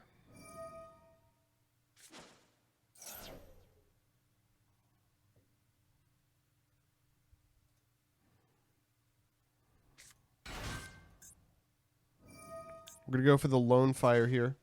Tributing the Lily Borea. Oh, so we have a Therion engraved. That's funny. And that's going to grab us. The Petal. Down comes the Regulus. And thankfully, Petal is an ignition here. So we are not at risk of accidentally locking ourselves on special.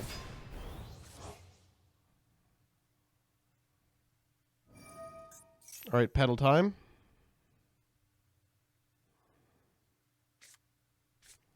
And we'll grab Snowdrop the Rika Fairy. Snowdrop can tribute one of the monsters on our side of the field and summon one from hand as well. Modulate them both to 8, and then, of course, make the powerful Rika Xyz boss. Going into the second Jasmine here. Here's a fun fact. That Jasmine effect, once per turn if you gain life points, add a plant monster from your deck to your hand. That is a once per turn associated with the copy of the card. So by reanimating this copy of Sunvine Healer and gaining 300 more life points, we can grab another plant monster. PontoCon has a really good question. So, Aromage's, like the Sun Avalon Rika deck, its end board is pretty well known, right? Puts up very specific points of interaction. When you're playing against a deck like Labyrinth that operates on a completely different axis than most decks, how do you accommodate that? Let's find out.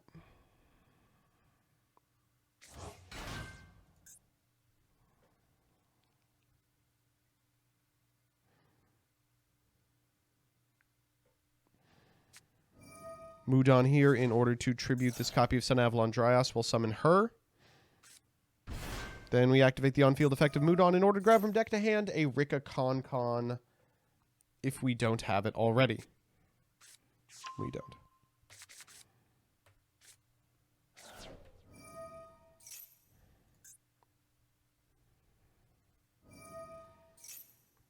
Con effect. Set Glamour. Glamour effect. Tribute a Rika. Was this one unexpected die? Correct. We'll grab a Primula, the Rika Fairy, and a Rika Princess. Go for Primula here, because a card was tributed. Kind of weird that she gets to do this. And just a free special summon on the Princess as well. This one just doesn't have a condition. You just get to do it.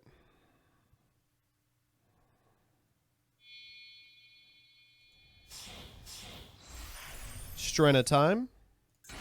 When Strenna is tributed, you get to summon a really powerful plant monster from your extra deck. First, we're going to cycle a plant monster from our graveyard back into our hand. Going to grab the Lone Fire.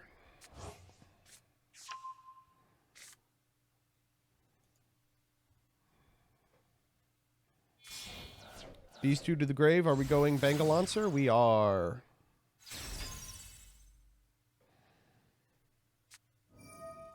Activate Snowdrop. Snowdrop, pitch this copy of Strenna. Summon herself and Lone Fire. Activate Strenna.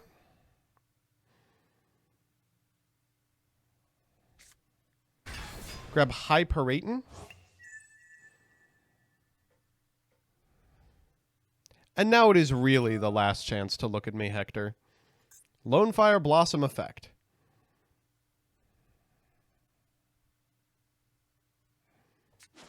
Tributing Bangalancer because he can come back anyway.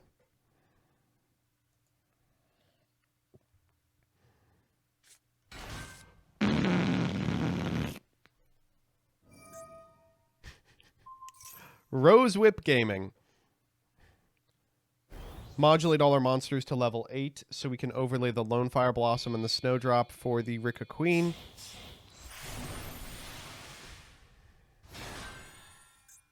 And then afterwards we can go for the Bangalancer and Grave. One card, by the way. One card.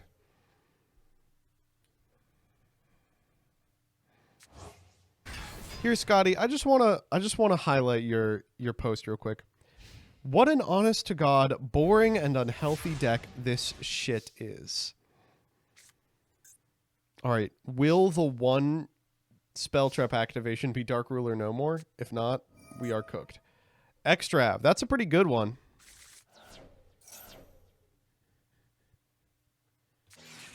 No, it's actually not very good at all.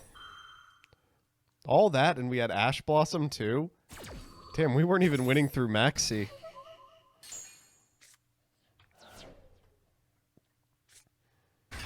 Okay, I mean, Fenrir is a pretty strong card. Theoretically checks Rose Whip. In reality, will just get eaten by Teardrop. What if they drew the second Fenrir, though?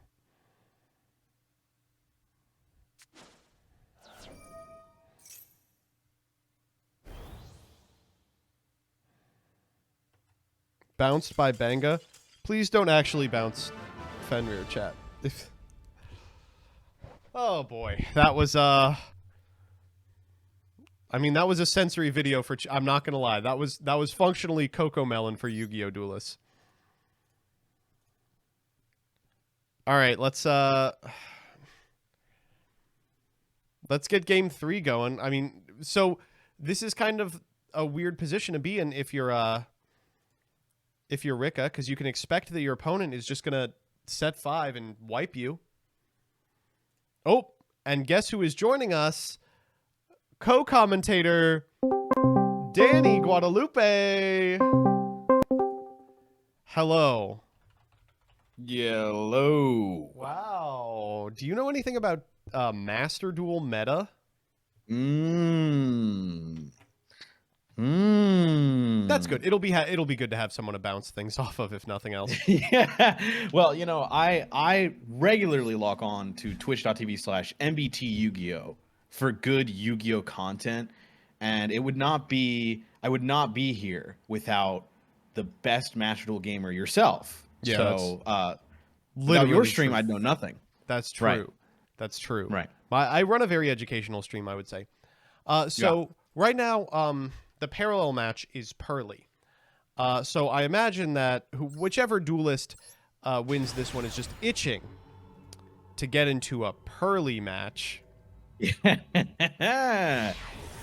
Not shocked to see Pearly get so far up ahead, but I assume we are jumping into the third game of the Rika game. Yep, this is Rika versus Labyrinth. Every chip is on the table. Amazing. Oh, watch. Okay, ready? You know, Draw his phase, flip commentary anti-spell. job, very easy. Draw phase, flip anti-spell.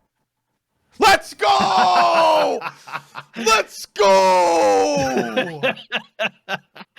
Well, there it is. love The thrilling Yu-Gi-Oh! gameplay itself. God, I love Yu-Gi-Oh! Thank you so much for bringing me on to the most hype finals. I'm sorry, semifinals. No, I think this is about to be finals. I don't think we need to. Ooh, we have some interesting plays. Yep. Yep. Oh yeah. Yeah. Oh, Ooh, yeah. You got a watch couple me more? summon Lokai. Yeah. Maybe one more. You got one more for me? Please, come on. Last card. Okay. End step, big Well- welcome. Oh my God. All right, time for me to reveal the truth of this world now that Duke is about to move on to finals, knock on wood. More like knock on plants. Duke is Nice. main decking double anti-spell Eradicator, which is the maximum amount of that you are allowed to play in Master Duel. He's just not here to play Yu-Gi-Oh! Yeah, no, I mean, it definitely shows Labyrinth, when allowed to play the game normally, can definitely take games very well. You just know on what's its actually own, crazy? If but- we have Welcome Lab here, we get to actually just EEV. We go Ariana for Ku Clock, Ku Clock, EEV. Yeah, no, you are absolutely correct. Oh, man. Let's see if that's what Duke does. Chat says EEV call trap is going to be horrifying. I'm going to be honest with you, chat. I don't think those are trap cards. Why would we Oh, ever good. call trap card? Good. We are course. always calling. I mean, I guess we could call trap. I think there's a couple Rika traps you could do, but Yeah. yeah. That's Yep. Oh, and you get to know the imperm too. That's kind of nice. Yeah. Yeah. So, how are you? How's good. how's the FCS going? It's been a long day. Oh, hold up. Wait, hold up. Oh. So, despite the fact that we can't win the game because we've lost all of our spell cards and we just got 8 for 1, we don't really have anything linear from Duke's perspective. Like, we have no way to get to Welcome Lab. You know, we're just looking at an imperm. That doesn't advance the game Right. state at all. If we fail to draw something that improves our position, you know, it's very possible that Milk Bubble Tea could walk with this.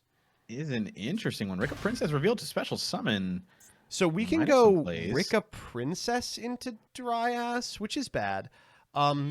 It's What does this do? makes dance. Oh, Peon. we're gambang. All right, here we go. Yeah. Okay. 3. 1 to 3 cards on the top Here of we the go. deck. Get it twisted. No. 1, 2. Yes. Can you special summon Lily? Right? You yeah. can. Okay. Yeah, that works. I mean, but it doesn't do anything. Do anything, right? Well, you can No, send we a can card, send the You imperm. can add a Therian, right? Yeah. It's that Fielder does work. Grave. Oh, Yeah, okay. it's Fielder Grave. Lily's pretty good. It gets you regular. I mean, Regulus can test the last remaining back row. I mean, now I think we are this turn. Are we plant locked? You can go. Yeah, you can Rika send Princess plant locks your you. back row or dance peon. I guess that's what Milk Bubble Tea's thinking about. But we have time. We do have time. I think the question they're thinking about is, yeah, if they go Dance Peon here, the only thing that realistically gets Duke into the game is an Ariana. So if they negate the Ariana effect and prevent a trap that could ever trade for their stuff before they get Regulus online from happening, I mean, we're in a decent battle spot. here. Oh, okay, we're dead. There's the welcome. We were dead the whole time. Yeah. We opened a hand without welcome, but had true. the EV line, and then we just drew welcome. Okay, so now we can go big welcome if we want. Pop. Wow, this is... Yeah, pop the... I mean, we know the imperm, right? Yeah, we don't even need to feed out the imperm at present. We can just force it when we're setting it. Why are we setting it? Because we're under spell. Yeah. So yeah, effectively we still can go, not great. If we want, we can go big welcome, bounce Lily Boria, trigger lovely lady, pop the Lily Boria. But that anti-spell fragrance still showing strong. It's kind of weird. Like, we are winning this game by using the lovely lab effect, reset, big welcome. We could go lovely lab, reset imperm. They chain imperm. We go big welcome, target lovely lab, so it resolves, and then a monster has left the field by a trap effect, so we can reset welcome lab. Yep. You're walking through what's probably going to happen. Yep, there's Chainlink 2, imperm. Infinite impermanence. You know, it's also possible that we big welcome target the Lily Boria just because we like damage. It's true. It depends on Duke's hand, right? Maybe you say, I don't need to bounce my... Yeah. If the hand is you good don't need to enough, bounce the then we can bounce the Lily Boria here. Right. So imperm does work. So we don't get to reset, but we did bounce a card by trap effect, so we can trigger the effect of the welcome lab engrave, I believe. Yep. Yeah. And they said, that's probably good enough. I don't really need to... They might have drawn something crazy. Okay, 29 damage in. Lily in hand is a bit spooky, but I guess there's nothing. I guess you're not really afraid of much with Disco on board anyway. And that is the Stovey Torby. Going to set a big welcome. That explains it. Yeah. Just in a commanding spot here is Duke. Sunvine Sowing revealed. That's a spell. You just feel so good as your EEV is activated. Yeah, there he goes. Big welcome in draw. And you get to pop the Lily in hand. I guess you don't have to pop the Lily in hand. Yeah, you get to, though. You go Lady Lab, trigger Lovely Lab, pop the Lily in hand, special the Lady Lab, flip the back row, Lady Lab, maybe Torby Live too. It's very over. So if you pop the Lily in hand, they can flip Disco, add Regulus, right? What if you pop the field? That's what I was thinking. Like, if you pop the field, then Lily gets to summon. Now, what do you and then care? what does Lily do, right? Like, what, do you play a second Disco? Even if you play a second Disco, we got anti-spell. Yeah, you can't activate it anyway. Yeah, there we go. Yep. Yeah. Can't even clear the Lovely Lady. She's too big. Not really afraid of much, right? Yeah, no. Yeah, this seems here. Like lights out. Yeah. Set cards Welcome Lab. You can activate Welcome Lab if you ever feel threatened. Yep. Then chain Lady Lab, get whatever is necessary. There's the Lily. You're not really afraid of this, is Duke. You say, no problem. Go for it. Take the Lone Fire. Activate the Lone Fire like a Crystal Beast. See if I care. Yeah. Battle phase. Walk over the Torby, I guess. Maybe we can use our mate. Yeah. Walking over the lovely lab. Looks like we are picking an end by our own hand. Possibly. They said, yep. That's it. And that is going to be it. That means your final two are going to be Labyrinth versus Pearly. We're going to take maybe a 2-minute break, come back, and then we'll see who will be your Week 2 champion. I am here with the man, the myth, the legend, the Conclave King, NESHY. How are you doing today? I'm doing fantastic. Ready to flip up Conclave pretty soon here. Let's do this. So I guess I'll ask the first question, which is, will you be playing Crystal Beast for this event? Well, as long as Crystal Beast can crystallize on destruction, that's how long I'll be playing them for. So, as long as I can normal summon a Sapphire Pegasus in the year 2023, I'm cool with that. All right. Well, best of luck to you. Now, I Thank have you. to ask, in the past, you've been a really big advocate of Conclave Control because of its pretty good matchup against what was then a Tier 0 deck in Tearlament. Now that the metagame is a little wider, are you a little more concerned that your Ruby Carbuncle won't have what it takes? Yeah, admittedly, the two best decks in Master Duel right now, KASHTIRA and Pearly, are actually pretty bad matchups for Crystal Beast specifically. A Rise Heart, it doesn't matter if you're playing Overdrive with the full combo version of Crystal Beast or Conclave Control. It's just the fact that KASHTIRA is the best at facilitating Fenrir every turn. Fenrir is like the best card against Crystal Beast. It's an insane card, and KASHTIRA is the best deck at bringing it out every turn. But Pearly, I mean, dealing with a towers is a feat that a lot of decks can't deal with. So I don't feel too bad about losing to that. Like having a losing matchup to that, it's very much a disadvantage. It's not like how it was against Tearlament for sure, but I am still a believer in the Conclave, definitely over the Rainbow Dragon variants, because I mean the fundamental idea behind Conclave Control is you're cutting down on the bricky beasts and supplementing non-engine instead, which I think you already know is very invaluable in Yu-Gi-Oh, especially modern Yu-Gi-Oh. For sure, for sure. Are there any of the decks that are uniquely playable in Master Duel you think that Crystal Beast is particularly poised to take down? What's funny is I was, especially on the popular decks list, Dragon Link and Tearlament are the matchups that I'm most looking forward to. Just because, I mean, we could set up Necro Valley, so that's kind of awesome. And against Pearly and Cash going first, you can set up a Baguska. It's not like unwinnable. It's just a disadvantage, right? What's funny, though, is this Saturday, tomorrow, I have the choice between going to a TCG regional or the Master Duel MCS. And I wrote out a list of pros and cons because I was running into paralysis by analysis. And I think the choice was just pretty clear to compete in the MCS. Even though what's funny is I think Crystal Beast is better positioned to win in the current TCG meta than in Master Duel. Because in TCG, I mean, you got Tier, Unchained. Those are pretty great Crystal Beast matchups, as well as Chimera is very solid. Rescue Ace is a little bit more of a disadvantage, honestly. They just have a lot more to do with it at a mid-range level. So that's a very scary deck. I respect it a lot. And obviously Pearly is a difficult matchup. But I still chose the MCS because I do believe that, like, I don't know if you agree with me, but I think that Master Duel is looking to be the future of Yu-Gi-Oh! What are your thoughts on that? I mean, I certainly hope so. I think that it's an incredibly slick client.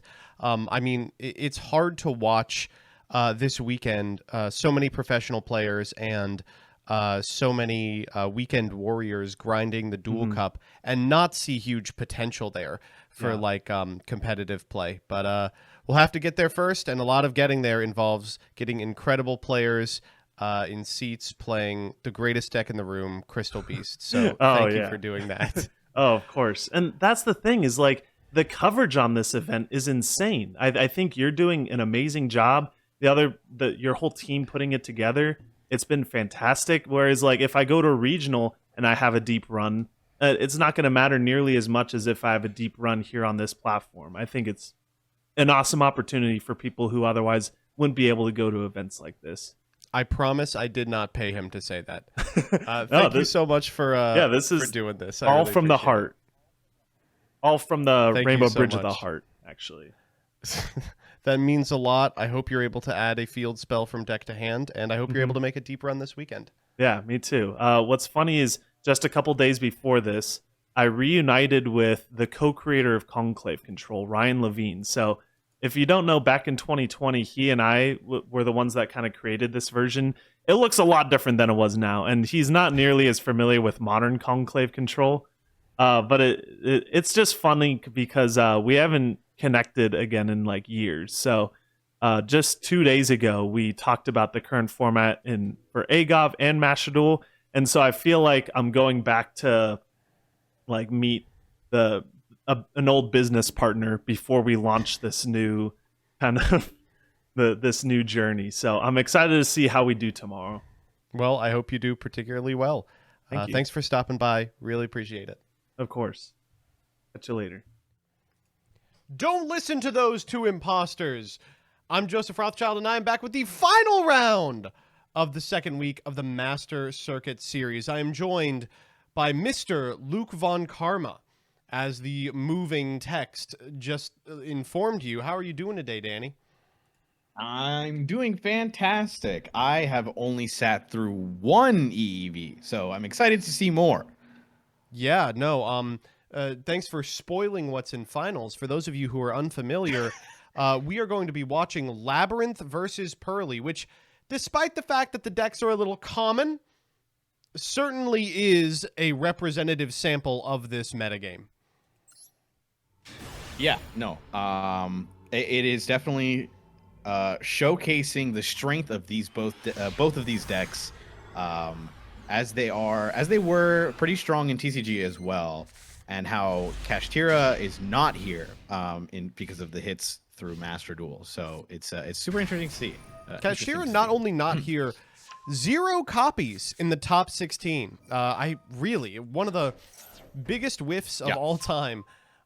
It looks like our Labyrinth pilot has won the die roll and just set 2 past. Now, we know, based on a couple of these duels, that does not mean they are out. Maxi coming down. Let's check the minigame. Maxi activated. Do not have an out to the minigame, but the one thing that Pearly can do to kind of mitigate the damage is just fire a bunch of quick play spells as fast as possible. Yep. Best you can do, and it's really nice to see when you activate Maxi, when the Pearly player activates their spell, rather than activating Ash Blossom. We're going to see what happens. And, of course, Fenrir here showcasing how it's much stronger in the decks that's not KASHTIRA. Yeah, no, just a really powerful removal tool. In fact, I think actually we might see a lack of special summoning at all. At point of resolution, I imagine we'll see this Fenrir activate and banish this Pearly face down. But from this position, I mean, is the Pearly player really under any sort of threat? Like, are they going to get OTK'd? Oh my gosh, Droll and Lockbird as well. What happens? Well, wait, so this is weird. This is weird. I think you actually... This is very strange. So, obviously 2 things here. One, this obviously stops all the Pearly draws, at least the searches, but this also stops Maxi. So, I mean, you banish this. He thought Droll was for his opponent's turn only. Be mad. You know, I posted that only a day ago. Yeah, Be mad. That's interesting. That said, I think you're fine with it. You know, your opponent has already telegraphed they're not going to play into the Maxi. Now they can't Miamigo Pearly. Well, the only other thing you're really scared like... of is them getting access to Perlily, normal summoning it, targeting like the pretty memory in the graveyard, sucking up the Fenrir, and then just making a Zeus, right? And that's what, maybe 2 draws total. So this prevents that from happening and permits you to maybe fire off welcomes or big welcomes that are sitting in the back row. TCG Nick just thinking, do I pass? Right. So like just pass. I mean, so we know the big welcome. Or I'm sorry, is it big welcome or is it? Let me check the activity log here. I believe we don't know anything. Okay, so we do have the we know normal. No, we know the back. We know one of the back row. They set big welcome with the Stovey Torb. Yes, you're right. Yeah, so it's big welcome and only one unknown. Okay, so there's the Pearlily. Okay, we're gonna activate Delicious here. Wow, that's disastrous. That's interesting. So we just let this resolve. We don't need to do anything else. Right. Then afterwards, we can activate Pearlily targeting the Delicious in order to go into Plumpy. And then we just have access to Noir. We're going to force some stuff out from our opponent. Yeah. Yep. Let's see if they can achieve that here. TCG's Nick is thinking. I think they're thinking on the next if they want to pitch a card to get a monster. Yeah. And I think the answer is no. Oh, we are going for Thrust. Ooh, Thrust was on too. I wonder why we did that. Yeah, Thrust was on and available. Huh. Oh, we're not doing Plumpy at all. So what we want to do here is play around like welcome and then big welcome bounce one of these, or sorry, play around like a removal spell on one of these mattering. But it also permits us, if we don't get interrupted at all, to go Slacker Magician into Zeus, which is like a much better Zeus line. Right, and of course, I mean, chat pointed it out before. Thrust we won't be able to add off of Thrust because of Droll. So we'd have to. Oh, that's right. Can you set? I assume you can set, but that's just not strong enough. No, it's not. Yeah. We do get a Plumpy here, so summoning the second one was paramount. We know the last card is Mi Amigo. That's the last one, my friend Pearly. Mi Amigo. But this Man, card you are culturally appropriating. This card doesn't do anything. Well, oh, come on. Well,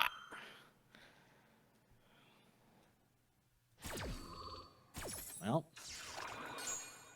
right, so we do actually not much have to say. I mean, what do you do here?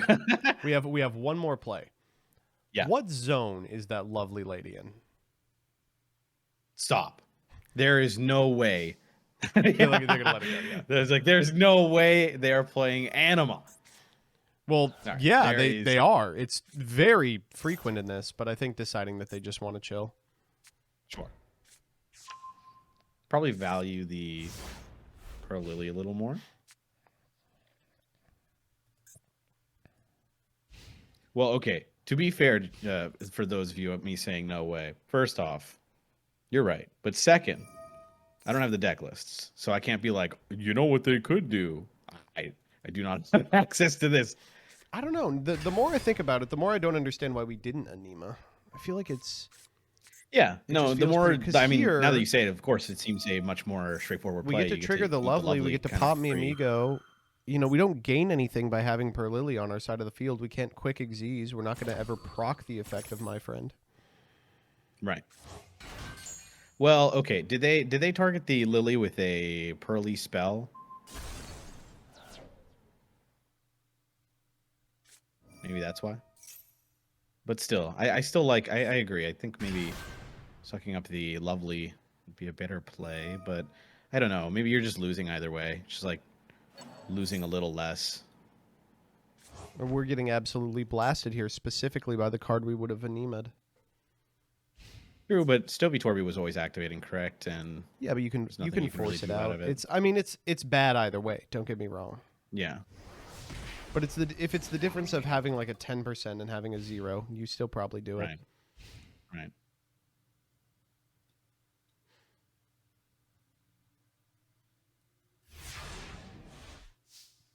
All right, this is going to have to be the greatest Mi Amigo ever.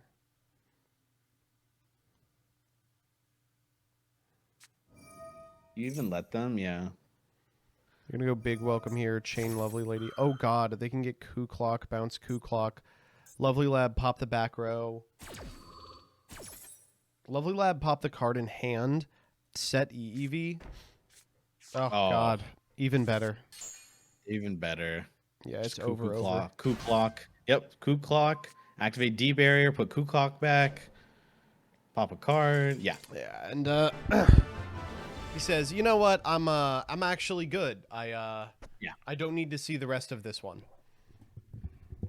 Yeah, definitely felt like you're right. I think if you summon Anima, take the guy, you might have a little It's a less low chance to percentage lose, play anyway. It's a low percentage play, but it's you know, you got to take those points where you can get them. Yeah, no, I agree. Is time for game 2.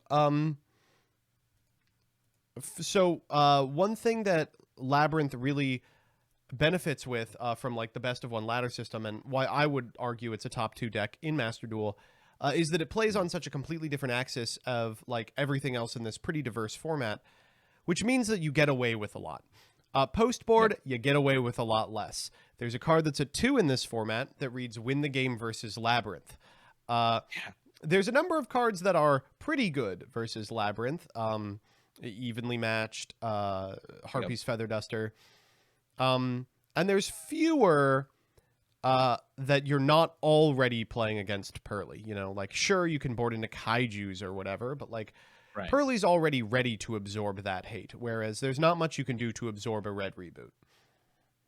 Yes, That is true. Red reboot, showing off strong when you do draw it, especially against Labyrinth. God, feels so secure, citing that in easily in all of your games from games 2 and 3 onward. If you do get there, what do you think? What are some of the natural things that Pearly can resist against, like like kaiju's and such?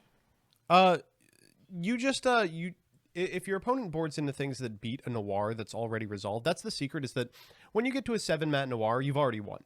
Like a scenario in which your opponent removes that 7-mat noir, but fails to clear like the My Friend Pearly or the Street First, means that you're going to go like +6, and you're going to have the capacity to just outgrind them over the course of a couple of turns, even against a deck as grindy as Labyrinth. It has built-in things to beat the cards that out it. Whereas Labyrinth, at the end of the day, it's still a trap deck, Yeah. Yep. It is still trying to resolve cards that it puts in the back row. But it got to go first. Game 1 is a very huge benefit for these trap decks. I mean, if you can kind of dodge the reboots and the sideboards on game 3, if you swiftly lose a game 2, you're feeling pretty good. Yeah, that's the thing, is like Nick's back is against the wall. It's got to win this one for sure. But then immediately has to win another one against a deck that we just watched flip anti-spell EEV game 1 against a deck playing a lot of spell cards, which is pretty much exactly where we are here. Yeah. All right, they are done boarding. Gonna be They're just interesting getting to see. All right, perfect.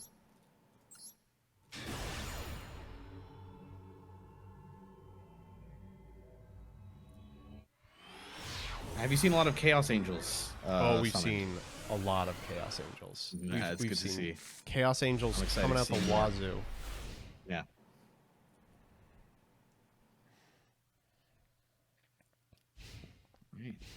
All right. Jumping into main phase 1. Nothing in draw or standby. Interesting. Okay.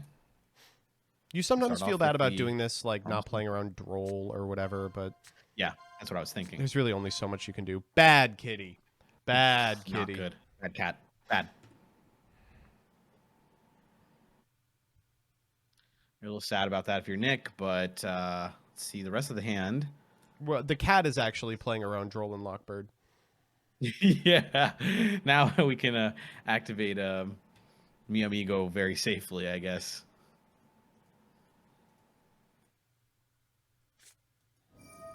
Well, okay, going for prosperity here. Okay. Pot of prosperity. What are we looking for? Royal Decree? Going for the 3. Maybe that indicates a stronger hand from Nick. Not hard digging. I know you love to dig for 6. I do love to dig for 6. Oh! Well, hello speak there. of the devil.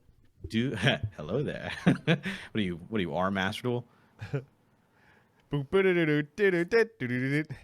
Okay, they decide not to. Nick decides not to grab the red reboot and instead says, "No, I do need engine. Give me pretty memory." And please." there's Droll again. Just open Droll no. twice. Okay, Ooh, we're okay. playing Yu-Gi-Oh. We're playing Yu-Gi-Oh.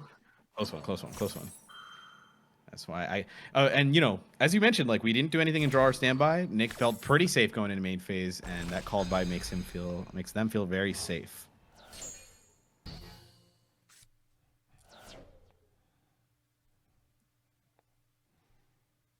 This is the thing, though, is like... Oh, did we add beauty? We did. Okay. We can make this work. So we go delicious here. Beauty. We added pretty memory. Yeah. So we go delicious memory here. see what you Pitch mean. Maxi, kind of a mid card against this strategy anyway. And if you look at Nick's deck, you can see he's got a lot of cards that are kind of mid against this strategy. The thrusts, the talents, the... Oh, this is disastrous. Is it actually? It's not so bad, I feel. So here we get to go per Lily, target the delicious memory. We go into plump. We can plumpy suck these two, and then the last card in hand is beauty, which we can activate and then get to a 6-mat noir. It's not perfect, but our opponent's on 4 cards. Like, certainly we feel okay about it. Yeah, absolutely. And especially against the trap deck, you feel so much better because you know your opponent does not have, if you see a Lokai, you get a little more scared. Like if they force out an activation of the Noir, you go, oh god, now maybe my board doesn't resist this. Whoa. Right. That's interesting. Oh. Okay. So Revealing the pretty rather memory. than go into a Noir here by using the plump effect and then activating Beauty, we are electing just to go into Beauty. I see. I wonder why that is. Let's see what Nick is planning. I'm going end step here. Okay, so for what it's worth, it's not that bad to do this. Beauty trades for the activation of Ariana, and Plump can suck cards out of the opponent's graveyard that could be problematic, like if they pitch like a big welcome here. So Stovey, Torby, and Changrelier pitch to set the big welcome at end step here so that we can activate big welcome ASAP.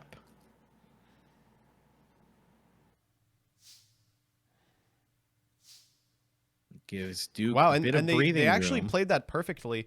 If they had gone for the 6-mat Noir, Duke could have chained a furniture to the activation of the quick play and prevented the Plumpy suck, which would have kept them just on nothing, like no beauty in this hand. Here we're going big welcome. Not a lot we can do about this, which is unfortunate. Yeah. So we can go like Ariana here, return Chandra. That forces out the beauty activation, but that's fine if you're Nick. Yeah. You force out the beauty all activation, your- you get a chance to suck up the big welcome Labyrinth, which is really nice. They get access to Chandra and Torby again, but like you're always going to have to contend with the back row. Yeah. It's looking like a very interesting game. Both players at low resources, but managing their best with what they've got and making it look like they've got tons of play still. All right, so here we go. just- The effect of our good friend, a lovely lab, Toby CL2, Chandra CL3, and will I imagine go for Beauty CL4.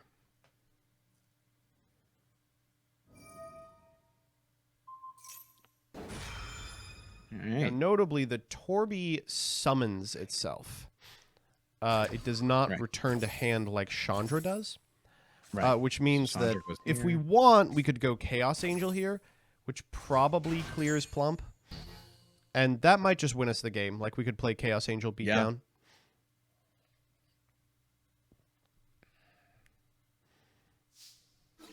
Oh, no, we're just... Well, I mean, we're going combat first. Sure.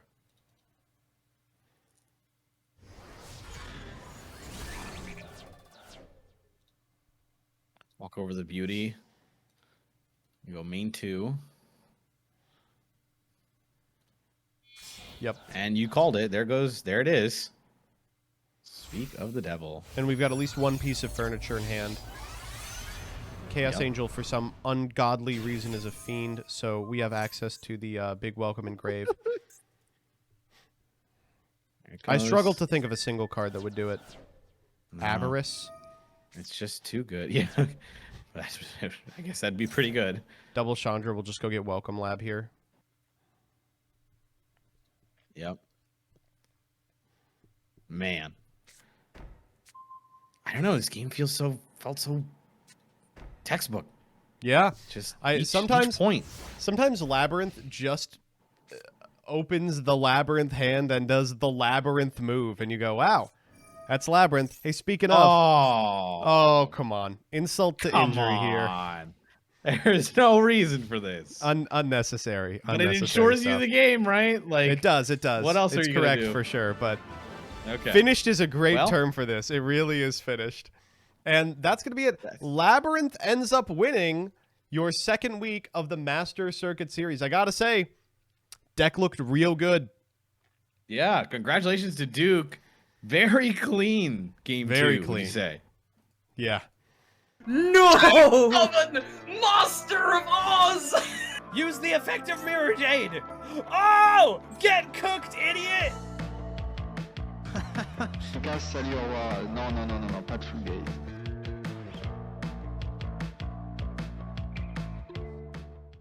Hello, everybody. It's your boy Joseph Rothschild, aka MBT, and we are back with the second round of the Master Circuit Series Week 2. Let's just get that in the right location. How's everybody doing on this fine Saturday morning? We are 2 rounds deep in the MCS. I'm so happy to report that for round 2, we've got a banger of a matchup. We're going to be watching Monster MM on a deck that I don't get to cast particularly often, despite the fact that it's incredibly powerful and potent, especially in this format. I'm talking about Dragon Link. And they're going to be played against the one, the only, Jeffrey Leonard, who has brought his list from the YCS to Master Duel. Now, I'll tell you a little bit about this list. It's slightly different than the one that you may have seen at the YCS, and that's because the ban lists are slightly different. In fact, Master Duel has a lot of cards that really should not be legal. So let's see if Jeff is able to make use of them.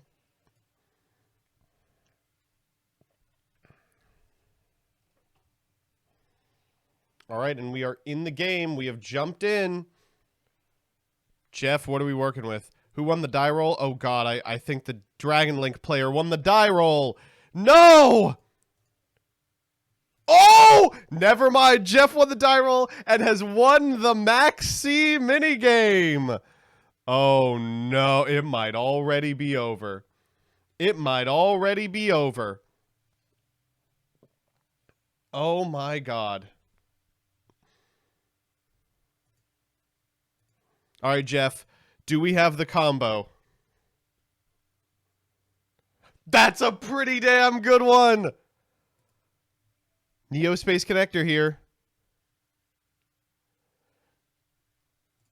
Neospace and Aqua Dolphin. Aqua Dolphin effect. Pitch Sublimation Item. Oh, no! Is that no interaction? Oh.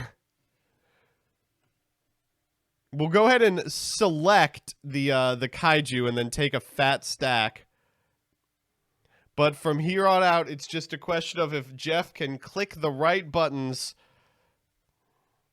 if he can overcome his boomer instincts. We're going to begin with Isold, Two Tails of the Noble Knights. When was the last time you saw this card used for something fair? I ask this question and everyone's always like, oh, what about Infernoble? That's your qualifier for fair? Isold, Two Tails of the Noble Knights is going to send some number of spell cards from the deck to the graveyard. What are we working with? Raynaud. We'll take Raynaud. Infernoble Knight Raynaud here will trigger targeting a Fire Warrior monster. We're going to get the Durandal in graveyard. Can target spells and traps as well. We're going to go Durandal effect. We can use the effect of Durandal to add a level 5 or higher Fire Warrior monster from deck to hand. Game audio quiet. I can fix that. We'll grab Ignister Phoenix the Draco Slayer. Whoop. There we go. We'll go Ignite Templar. Ignister Phoenix the Draco Slayer. Activate the effect of the Templar. While Isold prevents you from normal or special summoning the monsters, it doesn't prevent you from scaling them. Not only are we going to be able to get another Ignite from our deck to our hand, we can trigger the effect of the Ignister Phoenix the Draco Slayer, which is always treated as an Ignite card, to summon a Draco Slayer or an Ignite from our deck. Here we're going to grab Ignite Gallant, a 6-star monster. Now, what do you think we can do with this card? These two to the graveyard, the Ignite Gallant treated as a tuner, and we are going to summon a Symphonic Warrior Rocks! Oh, yuck! This allows us to add a Pendulum monster from our extra deck to our hand. We're going to cycle back this copy of Templar.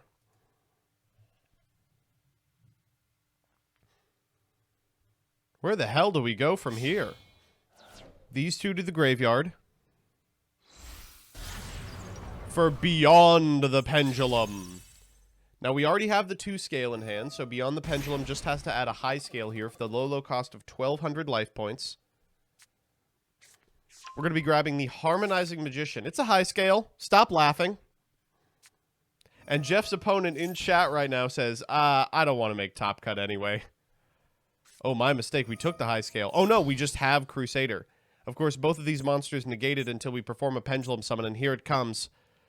Between 2 and 7, I set the scale. Pendulum Summon. 1, 2, 3. 4, maybe? Theoretically 4. We don't know what the hand looks like. All right, that's it. That's enough. That's okay. All right, let's go Harmonizing Magician effect.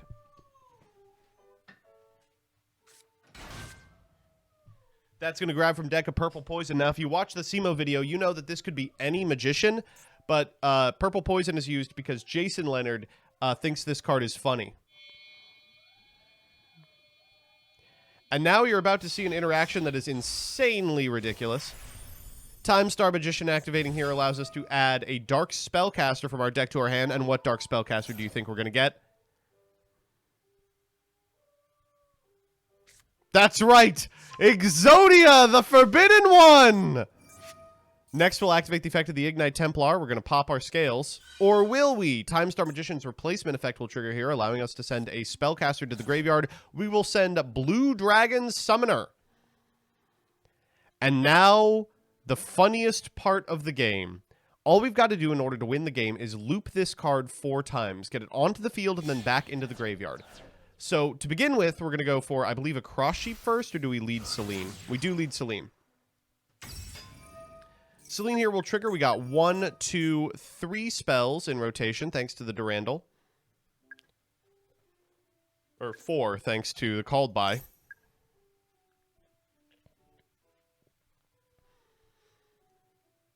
We're going to summon back the Blue Dragon Summoner with a usage rate of 0.0007%.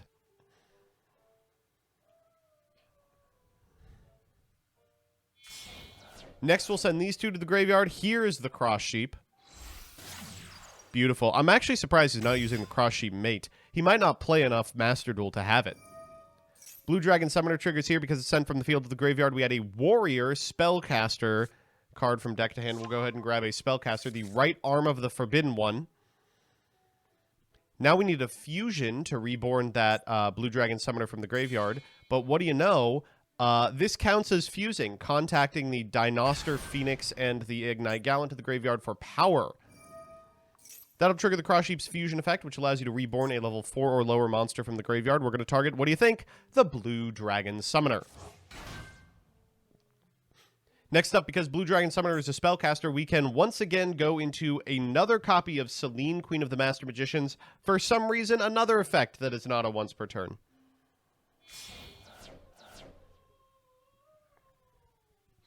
Cross Sheep to the graveyard, Blue Dragon Summoner to the graveyard. Down comes Celine. 4 counters on this bad girl. We're going to activate the effect of the Blue Dragon Summoner as well. We've got the arm. What's up next? What's up next? What's up next? It's going to be the leg. All right.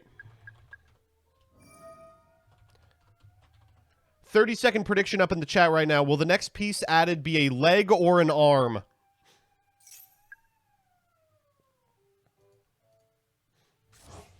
Blue Dragon Summoner summoned to the field.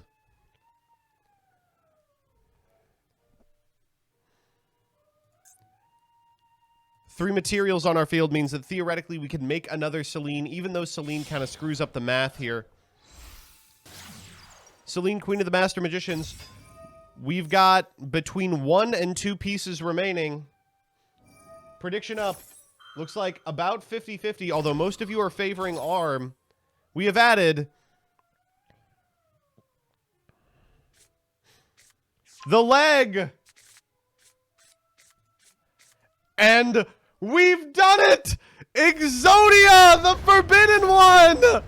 No!